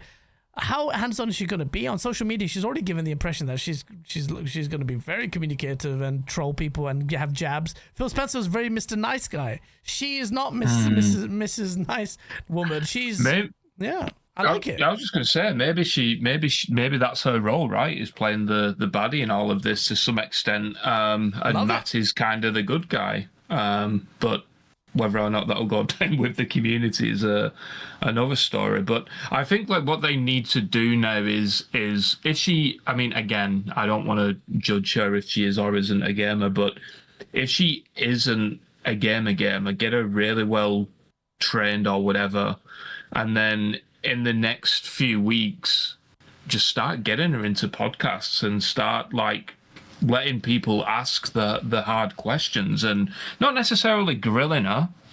And again, like if that is her on Twitter, then I think she's proven that she is willing to get her hands dirty or whatever, right? Yeah. And if she's willing to do that, I think that will instill a little bit more trust. But again, like we've got quite a long road ahead to be able to see what this change is going to bring, and I don't know when we're going to start seeing that kind of fallout or that reprisal of Xbox now coming back up on top. Is it going to be Summer Games Fest with a news showcase? I don't know. We'll just have to wait and see. I think she's got a layup though, only because I don't think Xbox, like with Phil Spencer going, with all the cancellations, everything has happened now. The bad news has settled. People have come to terms with the fact that Xbox is third party. So, yeah, it can. I feel like, notwithstanding Xbox's tendency to shoot itself in the foot, I cannot underestimate its ability to do that. I just see like it's going to be very hard now to go lower, but Xbox will fool me. But I imagine, massive disclaimer, that Xbox has the layup now for Asha Sharma to kind of reap the benefits of a lot of the groundwork that Phil Spencer had put in place. So you're going to have Gears of War, a big reveal, a lot more, software reveals on these. You'll have the Elder Scrolls, we'll talk about that in a bit, being shown, that's a new IPs as well, big sequels and a hardware reveal. All of that stuff and some kind of commitment to the Xbox guy. I don't know what it is. I don't know what that is. At the moment, I don't really care because I'm on PC and I like I've come to terms with the reality of Xbox, but it would be good to see competition galvanized again, and that's what disappeared when exclusivity disappeared. Platform level competition. So, I'm not writing it off, but at the same time, I'm pessimistic as hell, and I think that's the right attitude to have. And the ball is in her court. The burden is for Asha Sharma to discharge, and if she doesn't do what she is saying that she is going to do, it's going to be full-on Sharmageddon. Yeah. Yeah. It is. It's going to be Sharmageddon. I coined that term. My missus did. But she goes, why'd you call it Sharmageddon as your title? I'm like, that's genius. But it's a bit too soon. Sharma needs to get dig. Will we be getting sequels like Sharmageddon 2 when she announces layoffs and Sharmageddon 3 when 12 games get cancelled? You know for a fact the title is going to be Sharmageddon as soon as another studio gets cancelled or something. It will remain to be seen. You know, Asha Sharma, I'm not writing her off, but at the same time, you come to we're not exactly riding high on Xbox faith right now. And I saw Paris Lily, and I saw Paris's co-host of I'm sorry, Paris, I forgot his name. He's a really nice guy. But he was saying he lost a lot of confidence. He doesn't know where it's at. It's the lowest it is now because people loved Phil Spencer. People trusted Phil Spencer. Even if there's Satya Nadella shining his bald head in the background, you thought, you know what? Phil Spencer's there, at least going to put up a bit of a fight there and try and safeguard Xbox's, best interest to a certain degree, and he's not there anymore. Sarah Bond leaving, I don't understand that though. I will have to talk about, Sarah Bond's exit is really strange to me, and I feel like a resignation, there's more to it. I feel like she wanted to take over the role of what Asha Sharma got, or Matt, and she got turfed. She worked really hard to understand gaming. She may not have been a hardcore gamer either, but you could tell she really worked hard to really build confidence in. It feels like a shame that she, was on stage, built these relationships, kind of poised to be the Phil Spencer replacement, and people liked her. She had a really nice personality. People I know who had met her said she was really lovely in person. Really down to earth. She'd shared some of our stuff as well. She'd be really like some montages that we used to do at Game On Daily. She said, this is amazing. And she believed it. She went out of her way to retweet it and stuff. She was like, she had the Phil Spencer kind of like that genuine flavor. And not saying that would make her a good leader though. I have no idea. I felt like that misstep with the interview at Bloomberg kind of was a surprising one. We're like, oh, right, you can easily get, tangled up over a very simple question that you should have been prepped for. What on earth happened to Tango Gameworks? I don't know how you come unprepared to that kind of interview. But I really like Sarah Bond, and I feel like she got hard done by it. And to her resign at the exact same time as Phil Spencer retires, there's got to be more to that story. It's not for everyone. Satya didn't even mention her, by the way. Yeah. I think it was only Phil who mentioned her in all of the memos, I believe. But I believe Sarah has come out and said that she will be still supporting Asha throughout the role over the next few months. But yeah, I'm in agreement as well that there's definitely something more there. And unfortunately, it's probably one of those stories due to the NDAs that those guys are under that we're never gonna be able to get that story. But hopefully one day, maybe more will come to light. Maybe you might though, because when Shuei Yoshida stepped down, immediately off the bat, he was doing the press junket and he laid it out like pretty rawly. If you remember, he talked about how he didn't like how Sean Layden was treated and got fired, and talked about how PlayStation VR's shit, basically didn't sell that much, and the gas stuff, he was against live service and didn't understand all of that initiative, and he there was a lot of disclosure. I think Phil Spencer, because of his long tenure, they feel a lot of allegiance there, and as a result of that, he will find it maybe not find it distasteful to kind of spill the beans on it, especially when he will view it as my colleagues still work here, my friends still work here, and I just don't think Sarah Bond has that mentality though. I think she will actually just fucking go out there. Phil doesn't, Sarah Bond will. Yeah. Yes. Sarah Bond, absolutely right, spot on. Sarah Bond is a newer thing there. She's quite feisty, and she's there were some rumblings in the background that there was some like favoritism against Sarah Bond that I've heard from Tim Dog. Yeah, that's I mean, that's what I've heard separately from people as well is that she was very hot-headed, and that's why again, going back to what I said before, is that some people believed that she wasn't in the running for that CEO role is because there was a lot of distrust there with her, and Matt Booty instead was kind of like slated to be in line. Again, whether or not that is true, who knows, right? I would have reported on that if it was more of a corroborated story, but I don't know, man. Like, I agree. Like, Phil's definitely just going to step back now and let Asha do her thing. Sarah, on the other hand, could potentially go fucking scorched earth on this thing. She could, and I hope she does. I mean, it'll be interesting, that's for sure. We'll get a few good articles out of it. And it'll give us a proper insight into the reality of Xbox. But we'll see. We'll see. We've got Gamer Life. Thank you so much for the $10 super chat. He goes, Todd confirmed that Elder Scrolls 6. Let me put that down. Elder Scrolls 6 is now a playable state using Creation Engine 3, and Xbox is ready to celebrate its 25th anniversary. I believe Elder Scrolls 6 will end up as a timed exclusive for the next gen Xbox. You know, if there's one thing, now a lot of people say that Xbox don't give a shit about exclusivity. They want to make more software sales. However, I think you have to carve out an exception, and Gamer Live's comment is actually, it makes sense to me, and I said this before. Even if it's, it may not make, people might just balk at this comment. I tend to, like, when you release a new bit of hardware, you want to sell that. And I don't think timed exclusivity was going to harm you, because PlayStation guys will end up buying Elder Scrolls. Either they get a new Xbox for it, or, they will wait for Elder Scrolls, because it's a powerhouse. But people will say Elder Scrolls is bigger than Halo. Well, it is probably now. Well, definitely now, because where the Halo's been handled. But Elder Scrolls 6... and that was one of our topics, but Gamer Life, I do agree with him. I don't think timed exclusivity is completely disappeared, only because for that tiny window for the next, they might want to have a little bit of a carve out for the next Xbox, just to see, just to take. And I don't think that's a controversial thing for them to do, or for me to say, because the strategy would make sense. It wouldn't harm them ultimately. PlayStation guys will end up buying anyway. Why not bolster the value proposition of your new console?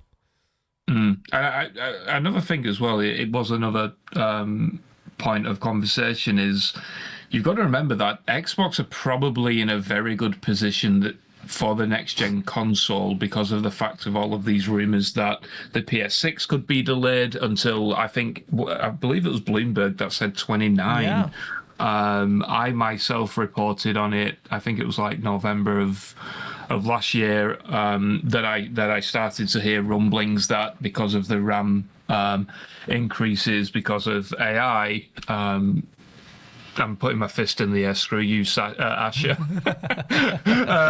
But because of the price increases, it means that a lot of hardware manufacturers are now thinking of delaying their consoles, right? And I think with the next Xbox, that does put them in a good position if they can still get it out in 2027. And if they go down the route of Elder Scrolls 6 as a launch title, and perhaps like the next Halo game, or a few like bangers, right, that they can proper release and get almost back to like the 360 when you had that release with Halo or whatever, and box art on the covers and all that, and that's the way that they get back into the community. I think something like that would be really cool, and again, they'll have like a good 18 months of being able to also market the next Xbox as the most powerful console ever, or whatever, right? Like however they want to do it.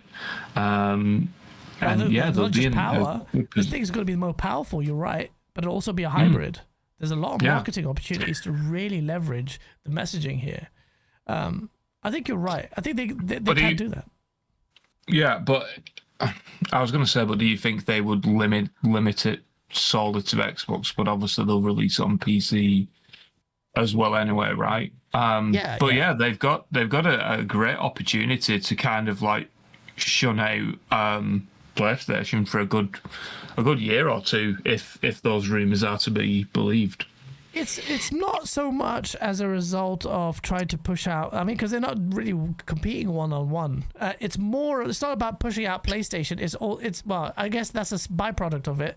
It's more about making sure you enhance your hardware and propel your hardware's value proposition as best as you can. And you've got these first-party titles that you've got. And if you've got this opportunity. And shout out to us. Insider Gaming for breaking this, and then Bloomberg actually covered it after the fact. So that I remember you sharing this before I even joined Insider Gaming, saying that the PlayStation might be pushed back to as far back as someone saying 2029. Some fans are okay with it because they feel like the PlayStation gen has barely started, whereas others are whatever. Xbox has an opportunity to kind of at least even if they're not competing. Xbox still want to have a best. Oh yeah, they're not going to complain if they sell another 5 million consoles, right? Because they've changed the strategy a little bit. Like they're not going to shy away at that, or 10 million or whatever it's going to be. It's all just going to depend on the price of that console. With it being a hybrid as well, like are we looking at $999? Are we looking at more? People are saying it's going to be over $1,000.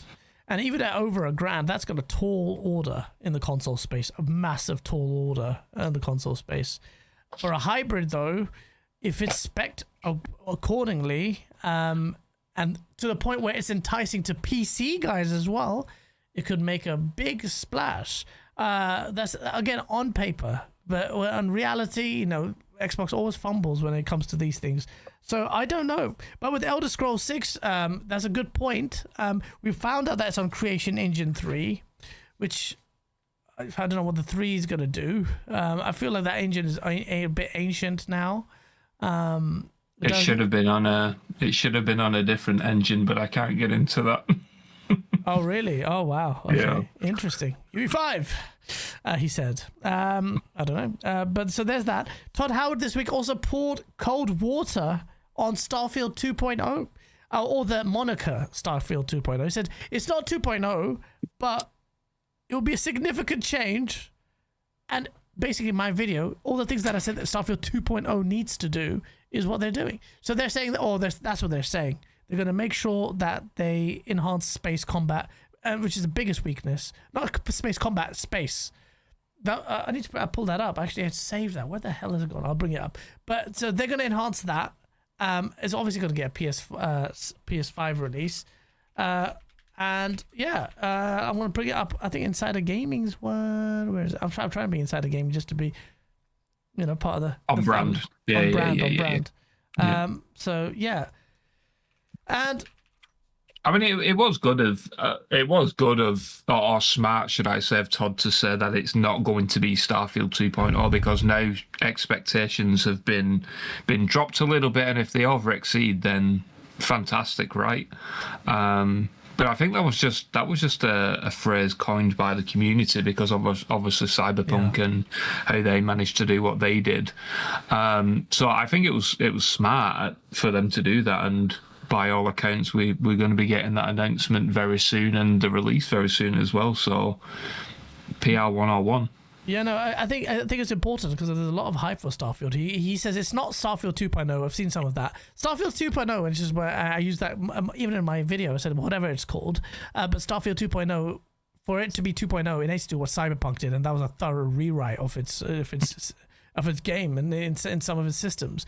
So he goes, so for expectation setting, it's the kind of thing where if you love Starfield, we think you're going to love this. It's updates and things that change the game. Not in an isolated way, but in a meta way, using our outer space and things that we haven't. So, this is what I covered in my video. The biggest weakness is the outer space. But look, if Starfield is something that didn't connect with you right away, or you bounced off or found it boring in places, I don't think this is going to fundamentally change that. To fundamentally change that means you'd have to, thoroughly rewrite the game. Could fundamentally change space exploration, the procedural generation of its levels and some of the side quests, all that stuff. No one is expecting it to change, but it does need to enhance it. So expectations being met. You're right. Managing those expectations is what Todd Howard is doing, but at the same time, he did say it's one of their biggest updates. So you know, I'm excited to see what they do, especially on the space side of things. They really need to start releasing DLC for the damn thing, to be honest, because didn't they say at one point they was going to do like one major expansion every year? Yeah, and you know the last update wasn't all that, so just like What was it, a car or something, a rover, or something like that? They've added the vehicles in there, but I forgot the name of the expansion where it's just all very like spooky, ethereal. I played a bit of it and I was just like, all right. Shattered Space. Shattered Space, yeah, Shattered Space. It looked nice visually, but I wanted a little bit more. Starfield is such a big IP, and I mentioned this in my video, that I find it so weird that they didn't actually tackle the big space intrigue point, which is alien life, or intelligent alien life. A lot of it was obviously time bending. It's very interstellar in the sense that the different universes and multiverse theory, but we need to start dealing with real first contact scenarios in Starfield. And when they do that, there's a big opportunity for a big marketing push for this first contact thing. But it needs a very, very serious intent here. And I feel like they're a little bit distracted with Fallout, Elder Scrolls as well. Yeah, they said there was multiple Fallout projects in the works as well, and then you do have Elder Scrolls. It's like, but to be super realistic as well, like how big is Starfield and what are the resources pumped into it going to equate to? Probably not much. That's a good point. That's a very good point. You're right. I didn't think of it that way. What Starfield compared to Elder Scrolls and Fallout is probably way down the pecking order in terms of audience size, the hype as well. It's coming to PlayStation, which is a big marketing push for them, an opportunity for them to rekindle some of that hype. But it ain't no Elder Scrolls, and I'm expecting something this summer on Elder Scrolls. And as soon as that's revealed, Starfield's going to have a very muted response, kind of reception, because Elder Scrolls is going to be the thing everyone's going to be talking about. Yeah, I mean, well, Starfield's long tail, even on PlayStation. I mean, it might do. I don't know how successful it was for Xbox on Xbox and PC, but let's say theoretically there's 1.5 to 2 million copies on PlayStation. The long tail of that, even if they start doing DLCs on a regular basis, I mean, you got to be realistic. Like, we've got GTA 6 coming out this year, and nobody's playing. Never mind Starfield. Nobody's playing anything when that game releases. And then if they do have Elder Scrolls slated for 27, which I'm not sure if they do or not, or if they've said that they have, but then it's like, well, do they really want to sink in another 25 million or whatever it's going to be for a new Starfield DLC to essentially zero reception?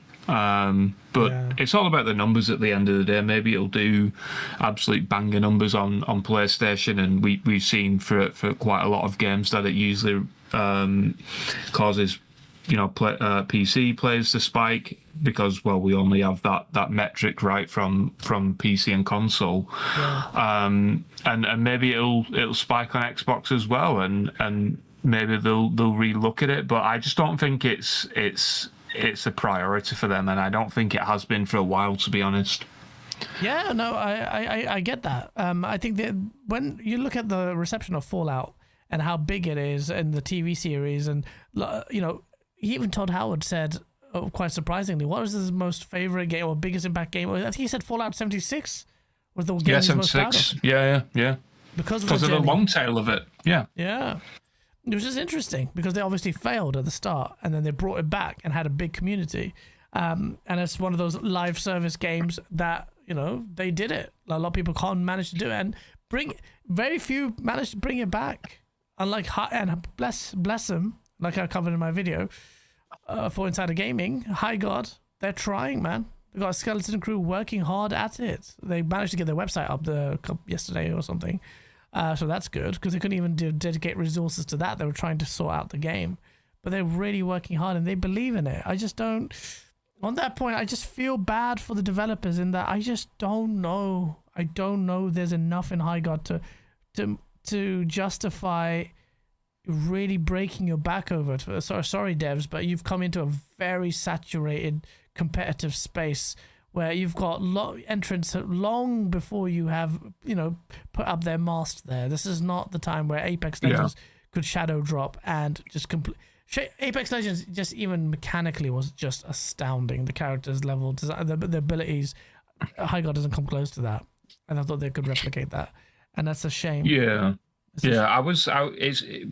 Highguard's an interesting one for loads of different reasons, right? But what I will say is that no developer wants to release a bad game. Yeah. And I guess that's the whole point of like why I do what I do, especially more recently I've been able to report more in depth on behind the scenes, like what's going on at Ubisoft, for example, because we never really know the full story, and the game industry can do a hell of a lot of a better job to showing more transparency in that regard. And with Highguard, we don't necessarily know what happened.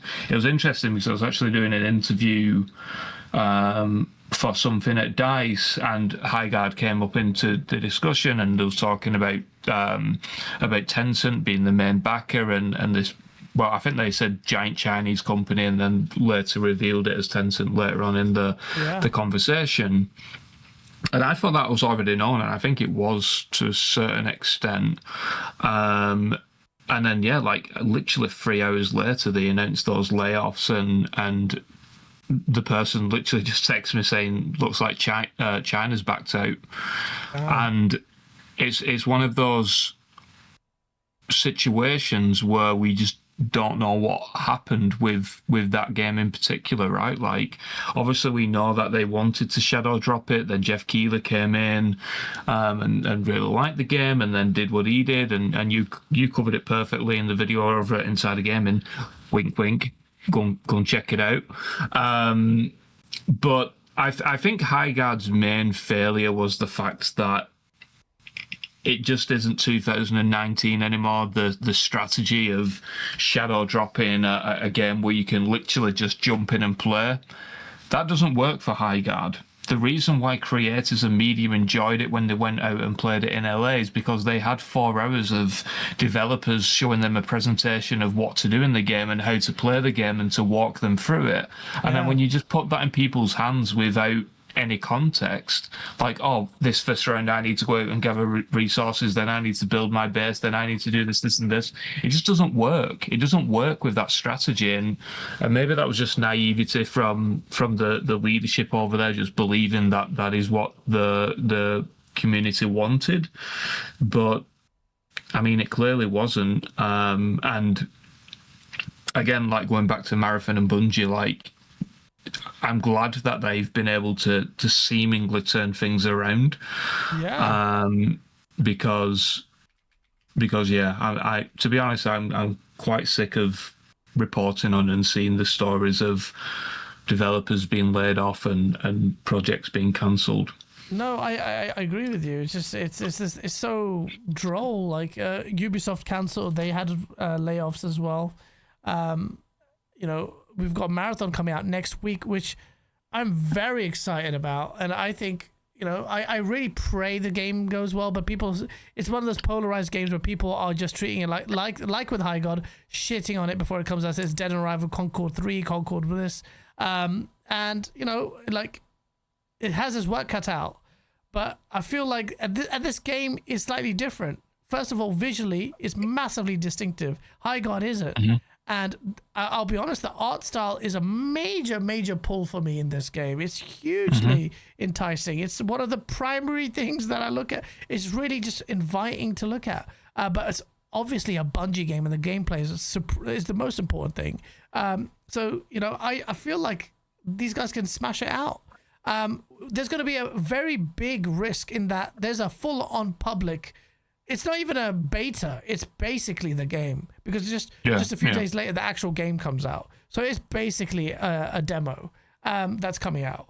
And I really want that game to do well. I feel like, we're writing it off for a multitude of different reasons. It's not fair, but I can't vouch for it with any degree of confidence, only because it could go wrong. It could not gel that well with everyone. The level design, the gameplay. I haven't felt the game yet. I don't know. I keep saying that Bungie can do good gunplay, but if they don't smash out of the park, this could end up failing as well. I hope it doesn't. I think this will find a decent amount of a, like how Highguard said, we don't need a massive player base, but we need a small enough one.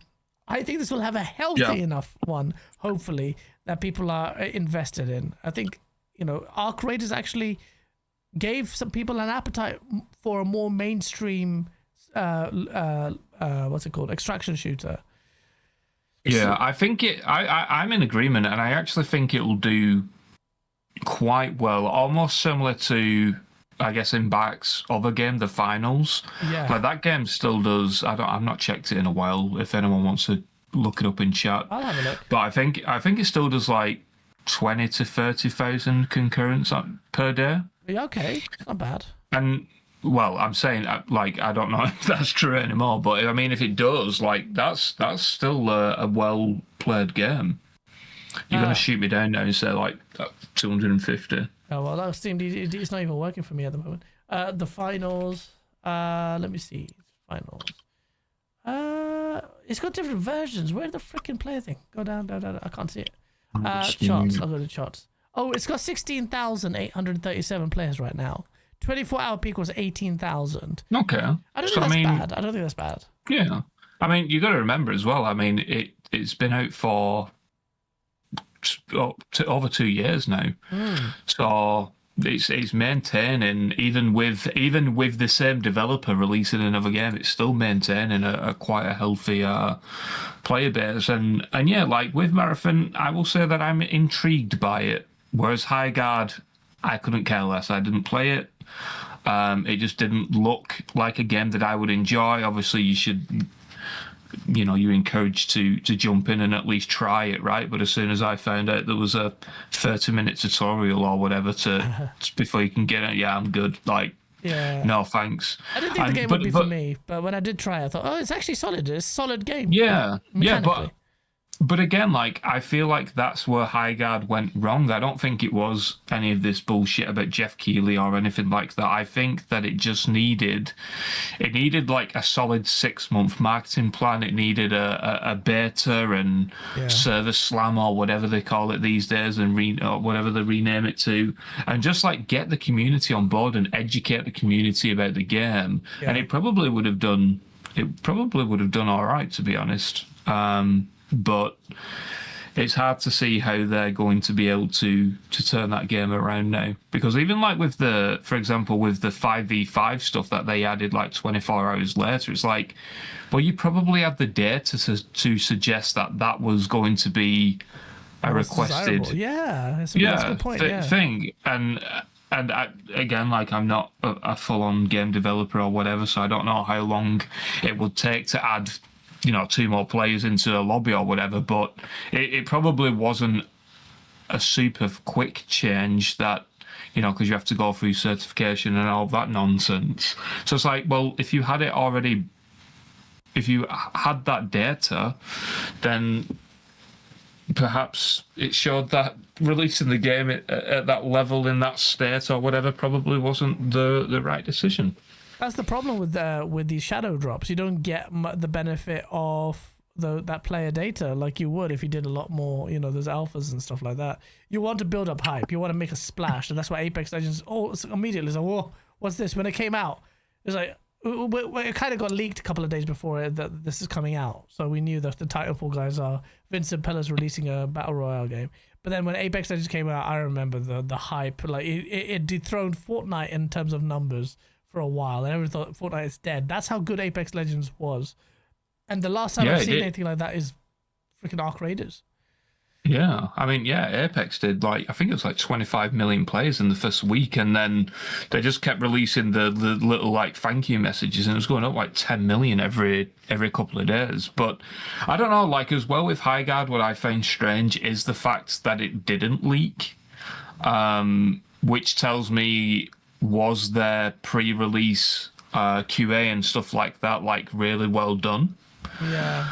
Because kind of shooting myself in the foot a little bit, but or should I say the leaking community, but sometimes leads on games in development and stuff come from playtesters, right? Yeah. And if you're keeping that pool limited, it tells me that there probably wasn't a lot of playtests going on for this game. That might be that's why it was probably a well-kept secret. You're probably right. And that data didn't feed through to them because they wanted to be in secret, thinking that they could have an Apex Legends type splash, because they kind of pulled a wool over their eyes. The success of that really kind of misguided them. So that's why Highguard happened. Well, we'll see. We'll see with Marathon next week. These guys have had a playtest. They're going to have a playtest for the entire public on Thursday. And, this is I'm looking forward to it. Yeah, I'm looking forward to it. I really, really am. I might actually just take the day off and actually play this. And I want it to be good. And I feel like there's a lot of hard work that's gone into it. I think visually it's really distinctive, and I want to see it thrive. And this could potentially get the console audience, be very strong with the console gamer as well. Because it's quite, extraction shooters tend to be the remit of PC gamers. PC gamers, yeah. Arc Raiders dominates on PC charts compared to console. So, but this game could be the one that actually makes a bigger splash on consoles as well. So let's see. Let's see. I don't think a lot of people are asking, does it change the fate of Bungie? But Bungie's already a shell of its former self. Their independence is gone. Don't think they can retain the independence. The personalities that even cared about the notion of independence, the leadership, will have most likely I left. So they've been assimilated into SIE already. We've already heard that. They've already confirmed that. But what this does do is allow Bungie a little bit of humility and another IP to keep that pressure off them a little bit as they work on, which will obviously, I think, a no-brainer, Destiny 3. We'll see. We'll see. I think I covered quite a lot of it, what we were talking about. I think we have. We've covered a lot of things. A few things that we're going to talk about. I was trying to weave into the other conversations, but it just got ahead of me. Like Matt Piscatella says that the Xbox, next Xbox is best positioned to actually swallow the RAM prices out of all the other entrants. So, they don't expect a delay of the next Xbox console, which would be interesting. I think they kind of have to swallow the hit. I don't know what the basis was for why Xbox would be in the best position, but let's see. Battlefield 6 needs sorting out. Yes, Naruko.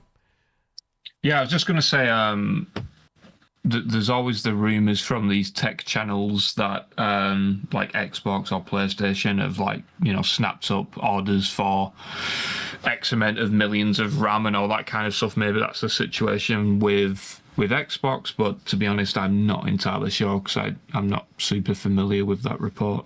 Yeah, and also, again, they're in a good position if they can release in 2027, and if the 2029 release date for the PS6 is true or it comes to fruition, then they're in a very strong position, at least for the next couple of years. Well, give them 2 years to kind of, even if they're not directly competing, build up an audience. If this bit of hardware that's a hybrid is good, Xbox could make a decent number. I'm expecting less than the Series X sales, but that kind of momentum just to change the habits is basically coaching your audience, the masses, to the PC side as well, which that kind of pulls them away for it. Xbox is more positioned with Play Anywhere as well, and having the seamless gameplay everywhere. PlayStation is going to position that way as well with their handheld. At the moment, the Play Anywhere doesn't exist with PlayStation, which is a massive issue for me. Where God of War Ragnarok, I would have completed it by now if I had cross save, but it doesn't have it on PlayStation. It's a joke, so I don't even try it now. So that stops me from buying third-party games there. Xbox third-party titles are supporting crossplay as well. So I'm entirely PC now anyway. But that's kind of stuff Xbox gets a headway, and they can coach the mass market a little bit more. Because if this hybrid console, even irrespective of the price or its niche audience, communicates an entry-level PC with decent specs that also works well as a console, big ask from like Xbox, let's see. But if they do it, it could be disruptive. That's the thing with Xbox, because of the might of Microsoft in the background, the financial might of it, they always have the opportunity to disrupt. They never really do, like they did in the 360 gen. But I would love to see it happen. It's more, I guess, a case of wanting it. Nariko mentioned that Battlefield 6 needs sorting out, and Battlefield did get an upgrade, a new season. And I loved Battlefield. I couldn't tear myself away from it when it came out until Arc Raiders came out. But I don't think the support is there, man. Like for Battlefield 6. I don't know. I was just going to say, like, the Battlefield has always had the tendency to do this. They've done it for every single Battlefield game since Battlefield 3, probably. Is like their post-launch support is abysmal. And what usually happens is come season, let's say season 3 in this case, which will probably be like April, May time, that's when they start to kind of get their stuff in order. I think that this time around, perhaps it's made or like perceived as being super bad because of the fact that, we've got to remember that they lost Vince Impella, right? Just in December, and I would imagine that that's had quite a significant knock-on effect to everything that they're doing, because Vince was like truly beloved by absolutely everyone. The tribute at DICE was like one of the most heartwarming tributes that I've seen, right? You had Phil there, you had Todd Howard was there, I can't remember her name, but you had like such heartwarming things that was said about Vince. And I think what was apparent for me is that Vince was this kind of no bullshit kind of person, where like he would tell you how he fought, and he would tell you which direction to go, essentially. And when you lose someone like that is loved by everyone that works with him, it's going to have a knock-on effect, and there's no way that you can get around it, right? Like Byron Bede has some quite big boots to fill in being able to try and to navigate around that loss, and hopefully they can do it right. But Battlefield has a tendency to do this until like summer of the following year, where they start to actually get their shit in order and release good content. They do. I do think you're not wrong in mentioning Zampella. The big reason why my confidence is shaken in DICE doing things is because Zampella wasn't just a bod. It wasn't just an exec. He was very intelligent. He was a legend for a reason. This guy created one of the... he made multiple games, all of which took over my life. He never missed. Yeah, he never missed. Never. He was the father behind Call of Duty Modern Warfare that just completely just changed the landscape. Modern Warfare 1 and 2 just changed it. I absorbed my life in the 360 era. Then they took on Titanfall, and I haven't seen that kind of innovation in a first-person shooter in a while. Then they did Titanfall 2 and did the single player with it, which I didn't believe they needed to do. They blew me away with the story campaign mode, and I love the multiplayer. Sunk in countless days into that to get max prestige on that, and Titanfall 1. Beautiful game, focused on movement, really hardcore. It was like amazing. Then he tries to hand on Star Wars, and he does really good job with the Star Wars Jedi Fallen Order. And then he goes back to deal with Battlefield 6, which is ironic because he's Call of Duty and Battlefield, or was that Loggerheads? And then he takes... he literally made... Was it Medal of Honor that he made because of... It was either he made Call of Duty because of Medal of Honor, or he made Medal of Honor because of Call of Duty. that kind of, I can't remember which way around it was. Someone in the comments will clarify. But then obviously he's gone to Battlefield 6 now. After the abysmal launch of Battlefield 2042, he's managed to turn that franchise around, and now it's like that. Yeah, like I don't know. Like I'm very critical of like people slating Battlefield over the past couple of months because they've lost that foundational person that was responsible for getting Battlefield 6 to where it is, and it's going to leave a big hole for a long time, and hopefully they manage to get past it ideally as quickly as possible, right? But yeah, it was a big hole left. I think Battlefield needs something like a bold, really strong bit of support, like old maps from Battlefield 2 and 3, a Bad Company as well. Just do something different. Bring all the sea maps as well. We haven't got any of that. You know, the big frigates that used to come out of. None of that. And, you know, some of that kind of more curated evolution, which your engine permits you to do that as well. You really need to. The engine is quite capable.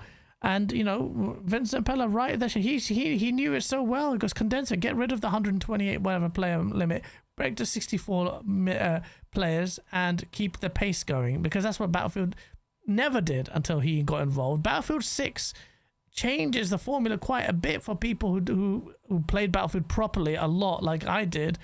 There were lots of moments of quiet solitude that nothing actually happened. You'd run out in the field and just get clotted in the back and just like, oh, safe. But it was Battlefield 6, that was not an issue. It's constant issues. It's constant, something's happening. There's so much action. If you're sniping, if you're engineer, support, all of it. If you're on jets, it was always action. And I think they did a really good job there.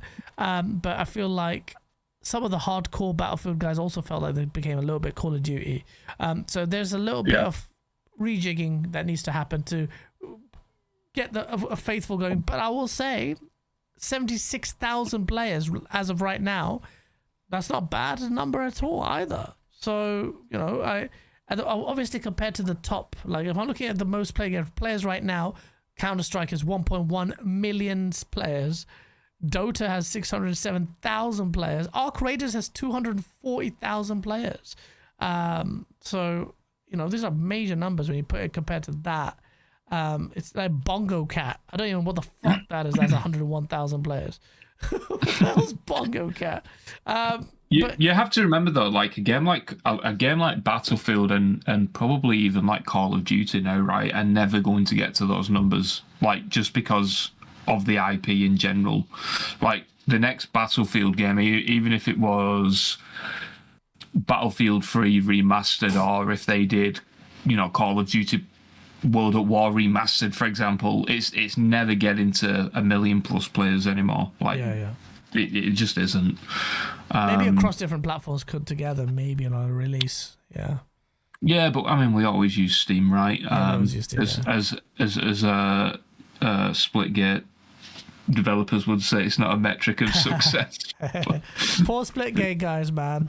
I don't know what's happened with that, but that game is just another example of but that's an arena shooter, so I kind of want it to do well, but I do want it to do well, but it is what it is. The multiplayer space is highly saturated. You have to you're running out of people to carve out a space for, because they have to pull them away from the game that they already devote hours to. Arc Raiders is that problem for me. But yeah, ask Tom about his Shrek impression, says John from Xbox Era. That's a in-person only impression. You'll see that at GDC. No more. Like that's what you're getting out of me. Like I'll let John big it up and then I'll do it. Oh man, I must produce too many rats on Arc Raiders. You can never have too many rats. I'm looking forward to the Shrek impression, hearing it in person. It is really good. Is it really? Okay, you hyped it up. I'll see. So that was Battlefield. I think we've covered everything. Bluepoint was killed. Xbox, Ubisoft layoffs. Oh yeah, two there. So I think you broke the news on this as well, didn't you? A while ago, you reported on 2 Assassin's Creed games and a Far Cry game coming in. Yes, yeah. So Eves did an Guillemot or whatever it interview. was. Yeah. Guillemot, yes. I say Yves Guillemot, just to wind him up because I know he watches the podcast.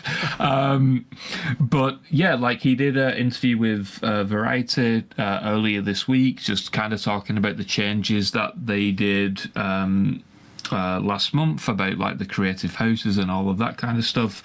And he announced that 2 Far Cry games are in development and multiple Assassin's Creed titles. And if you're familiar with the reporting that I do about Ubisoft, I do quite a bit because I know quite a lot of people over there.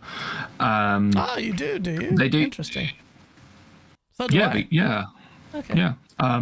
But yeah, he announced 2 Far Cry titles. They are currently the mainline game, which is under the codename Blackbird, which is Far Cry 7. And then you have Project Maverick, which is their kind of extraction shooter game.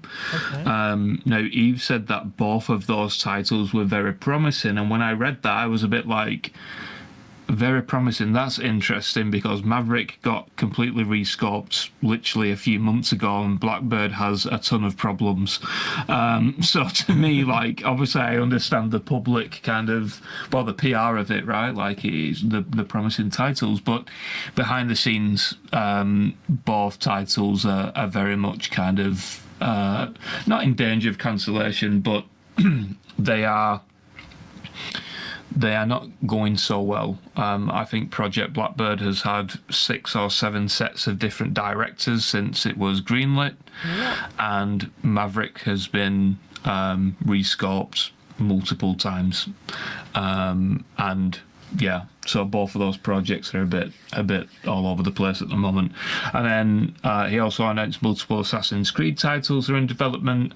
Now, in terms of what we publicly know, we only know about Assassin's Creed Hexe, which is going to be kind of their Witch Trials Assassin's Creed game. From what I've heard of it, it is going to be, I don't want to say incredible, but it's one of those projects that everyone at Ubisoft wants to get on for safety and because of the idea of it. They've completely changed the combat, so like because it is going to be a female protagonist, so she's going to be a lot more flexible and that kind of stuff. And yeah, the game sounds really intriguing. It's changed from a few leaks that we've had in the past and all that kind of stuff, but I do believe that Ezio is also going to be returning to that title as well some point throughout the game. Yep. And then the other 2 games is obviously that they've not actually announced publicly, but it's kind of the worst kept secret, is the Assassin's Creed Black Flag remake, which is under the codename Obsidian. That is going to be, from what I know, it is going to be announced in April. Very conscious of reporting on timelines from Ubisoft, because I announced the Ubisoft announcement of Prince of Persia, and that got cancelled. So hopefully they don't cancel Black Flag. I don't see that coming, but that from what I've heard is going to be announced in April.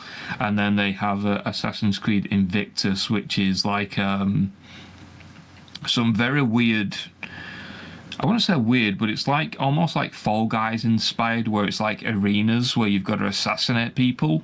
Oh, right. And that there's different games, but it's like all arenas based on previous Assassin's Creed games, right? So you could be fighting in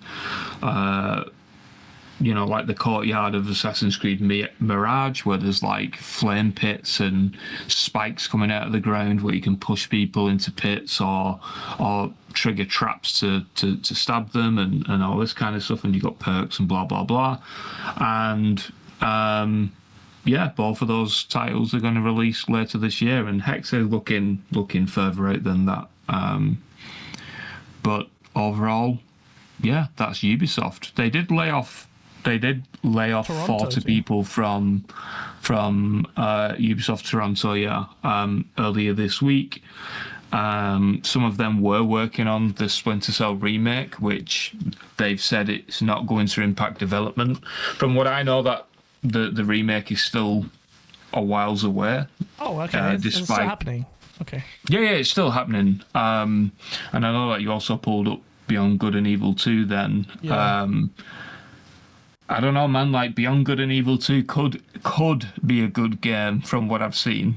I'm not going to say it's going to be fantastic, but from what I've seen, it does look pretty cool. It is like Starfield / No Man's Sky-esque in its scale and all that kind of stuff. Oh shit! You've seen this? Yeah, I've seen all the games at Ubisoft. Oh my god! I need to pick your brains when you see it. Bro, this is 2017 E3 demo. It's nearly 10 years since we saw this. But if this, and I think that the Beyond Good and Evil 2 team, the offices were subject to a bomb scare attack or something this week, yesterday. So I don't know if you've seen that. So they had to evacuate the building. But look at the scale of this engine already. It's like Star Citizen level of just, look at that. You're telling me that if it, does it work like that? You still seeing that kind of shit? Like No Man's Sky? Yes. Oh, shit. From what I've seen, it does look really impressive. And it's still fully in production. They're not like doing hiring freezes or anything like that. They've put a lot of resources into it. I think one of the only criticisms that I do have of it is the fact that they should perhaps abandon the name. But it's so much into like the lore of gaming now. And maybe they shouldn't. I don't know. I just don't think it's deserving of that name. Like, right. But that's I don't know. It looks cool. That's amazing. I'm very cold on Ubisoft. I mean, I like their Far Cry games actually. So the 2 Far Cry games in development is interesting to me. But Beyond Good and Evil, this game, I mean, I've got on screen right now. Like, look, this is Star Citizen levels of just greatness. I need to play Star Citizen, but this kind of permeating universe, this kind of continuity and the landing, even it looks so good. And this was nearly 10 years ago. So can you imagine what they're doing now? They must be able to achieve more fidelity or more. I don't know. I would love to. That would get me so hyped. Along with Splinter Cell, but Splinter Cell's a remake, and I can't get excited about remakes unless they're like, I don't know. I've seen that as well. That looks really good. Yeah. It really looks good. Oh my god, Tom has seen everything. That's wicked. All right, so. I wish it wasn't a remake, but I'm so desperate for something Splinter Cell now. But now you're saying it's good. Oh, I wonder what they could do to make it really. It's not just a visual upgrade, is it? Like, if they, I don't know. I will not delve. I will not delve any deeper into that. Oh yeah. Okay. Well, I'm looking forward to picking your brains later. But that looks really good. Chat, you're probably wondering what the hell is that? That's Beyond Good and Evil 2, man. We saw it 10 years ago, and nothing really happened since then. But hopefully we'll see some changes. You actually got me excited for Ubisoft now. Beyond Good and Evil 2, Splinter Cell remake to a lesser degree, but at least it's Splinter Cell and Far Cry I generally like, but they've got 2 products there. But it's more. That Assassin's Creed, that kind of a multiplayer thing, I know it's them dabbling with live service and they can't let go of Assassin's Creed because that's how creatively freaking amazing they are. That's sarcasm. But a multiplayer element of that could actually be decent, but it depends. I don't know. Yeah, I don't like to. Yeah, to be clear, I don't think in Invictus the multiplayer game is going to do massive numbers for them, right? But I don't know. Like they've always had this issue for the past 6 or 7 years of just pumping money into stuff that makes no sense. Ubisoft is one of those publishers that probably 1 in 5 games that are released, like the other 4 got cancelled. Yeah. Like they're just literally like throwing money down the drain. But I don't know. Like I did tweet it out. I said it a few months ago that I am excited about the games that they're working on, and then literally a few months later, they cancelled like 6 and delayed 7. Like fucking the curse of Tom Henderson. You quoted yourself and go, "What an idiot!" Yeah. But the games they're working on, like the ones that I've seen again, like I do know a lot of people over there, so I do get to see quite a lot. It's really cool, man. Like the next Ghost Recon looks pretty cool. Oh, wow. Far Cry 7 looks cool, especially now it seems like they're trying to go down the Far Cry 3 route of like supernatural and stuff, which is cool. And Assassin's Creed Hexa like looks really cool as well. So yeah, I'm looking forward to what they're working on. Same. Now I'm really cold. The Beyond Good and Evil 2. The fact that you've seen that's just completely kind of. If I can download some gameplay, I'll put it on a pen drive, and then on the way to GDC on the plane, I can show it to you. I can't wait. We need to get some hands on with that because that'd be amazing. I want to see that. I really want that to do well. That would put Ubisoft in my good books if they smash it. If it's as ambitious as you're saying, because that'd be cool. That's the only thing I have a lot of respect for. Like, right, you kept Beyond Good and Evil 2 alive after all these years. That's a real passion project. Yeah, I mean, to be clear, like it's not viewed as them being passionate, right? Like a lot of developers at Ubisoft are very critical of the fact that they have sunk so much money into it. Okay. Especially the ones that don't know or haven't seen it, because a lot of good games have been cancelled, right? During that development, you got to remember, like Beyond Good and Evil 2, in theory, has been in development for 22 years. Yeah. I think it was 2019 that it actually started development in the version that it is now. So the 2017 version you pulled up isn't the game anymore, so to speak. Oh, right, but okay. It is still like that scale and all that kind of stuff. But I mean, they probably wasted $500 million on Beyond Good and Evil 2. Yeah. No way. Are you serious? Yeah. Really? $500 million? Yeah. On Beyond Good and Honestly, Evil 2? Yeah, I've already reported on it, so that's not an exclusive. But I don't see that. Holy shit. you'll be surprised at how much games cost. Like some of the games in a little plug for the book on cancelled video games that I'm doing. Like, oh yeah, some of the projects, man, are like 300, 400, 500 million that have just been wasted.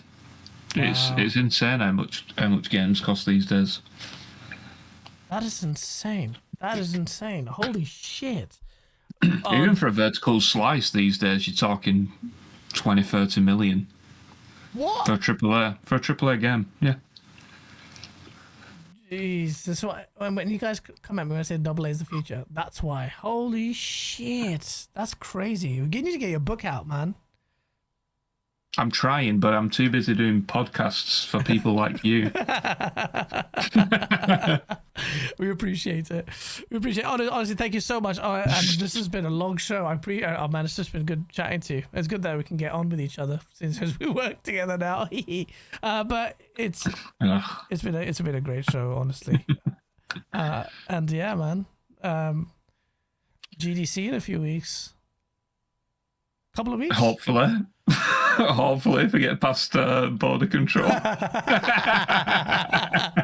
Welcome, bro. Oh shit.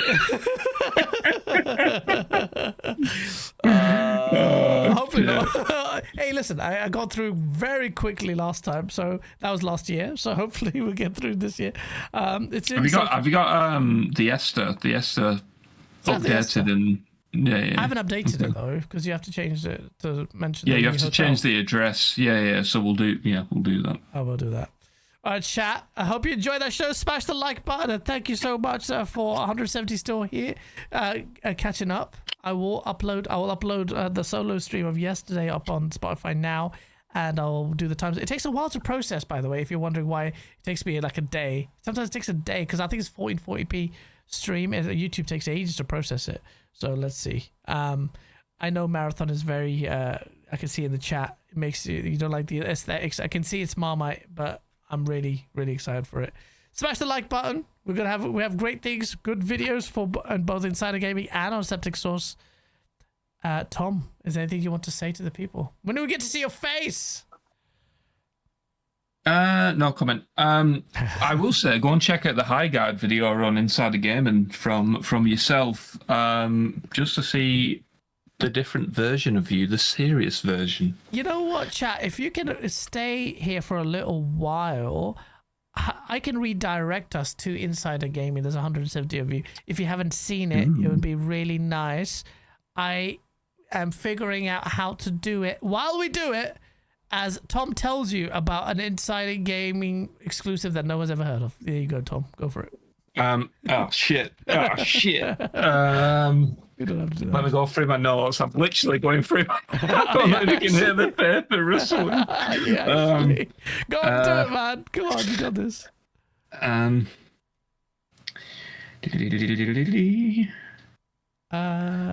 Where is it? Yeah, you keep going.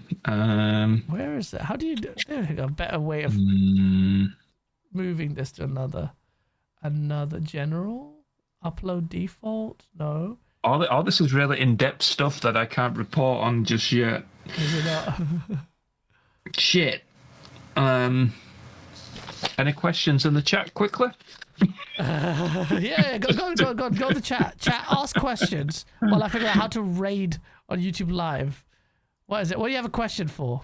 Do you have a question for Tom? Hey guys, what's up? Oh How's shit, it? no, go on. Ask. Sorry, I'll put a guide up on how to redirect to YouTube Live. It's so long. YouTube suck. How do you do it? Oh, customization. You just paste it in the chat and just tell people to go to it. There's a better way, apparently. It's called customization. Then you do it, but I don't know how to do it, chat. I'm trying to figure it out. We'll figure it out. One sec. Almost deleted the video. That's great. What can we do? What can we do, chat? Any questions? What are questions? Why is the sky blue? Thatch says, God. There's actually a good point to that. The sky is blue because of the wavelengths of colour. It is. It's true. Yeah, it's true. Yeah, it's. I think blue is the shortest colour wavelength, so it's the last to hit your eye. So that's the colour that you see. I believe that's. Oh, right. Really? Yeah. It's either the shortest or the longest. So I either got it, but yeah, that's why. It's why. It's why stars are red from when you look through the microscope, because it's like the different. Yeah, something like that. Anyway. Oh really? I did not know. Oh, we are professionals at this, aren't we? Yeah, we're really good. There's one guy who just keeps spamming, Xbox is dead, bro. He keeps saying it. It is a rise or fall in price of games. A fall in price of games? What on earth why do you think that? I guess like maybe he's referring to Jason Schreier's article about games should be cheaper, like not $70. Yeah. Which is a fair assessment. I do think that $40 is probably the new target price tag for a lot of double A studios moving forward. But I mean, like the big publishers are not gonna get away from 70. So yeah. I don't think they will. I think it will. Oh, don't you think GTA will take it to another level? Like, I think the industry's banking on GTA being $80 at least, because then they have. I mean, we already seen Xbox try $80 and it didn't work out. But I don't know. I don't know what the future could be for price tags. Imagine if GTA 6 is 100. Can you imagine? Who are you gonna? Is that gonna stop you from buying it? No chance. No, it's gonna stop nobody from buying it, and anyone who says that it will is lying. Exactly. Everyone's buying that. Everyone's buying that. 100% they're buying it. Right, guys, just paste it in the chat, man. You're shit at this. I've done it. Okay. I've done it. I figured it out. Wait. The thing is, it's like you have to choose our spin from a video from other channels. It's so shit. The system's so good. Why Highguard? I have to type in the whole title. And my only question is, why do people spin this as a retirement when they got rid of both Spencer and Bond at the same time? Well, it's because they, if for example, if Sarah Bond got fired, they can't publicly say that she got fired, because I mean, Gaz, you probably know more about the legalities of that than me, but that's basically the reason. What do you mean? Sorry, repeat that again. What was it? Like, if Sarah Bond, for example, got fired, why did they announce her? Like, he put retired. I don't think they announced that she was retired. They announced that she was leaving. But if she was fired, they wouldn't announce that she was fired, right? No. For the legalities behind it? Well, it's more PR than anything. If she got fired for like dismissed, they don't necessarily have to disclose that either. Well, parties can agree to that. So, but the US, I give up, chat. YouTube doesn't even let me do it. It doesn't even work. So I've just posted it. Chat.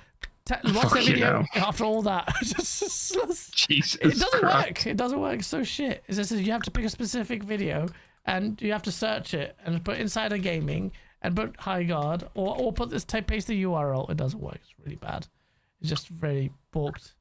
It's just, yeah, it doesn't make any sense. But I posted it in the chat. Thank you, everyone. Smash the like button and we'll see you very, very soon. Peace.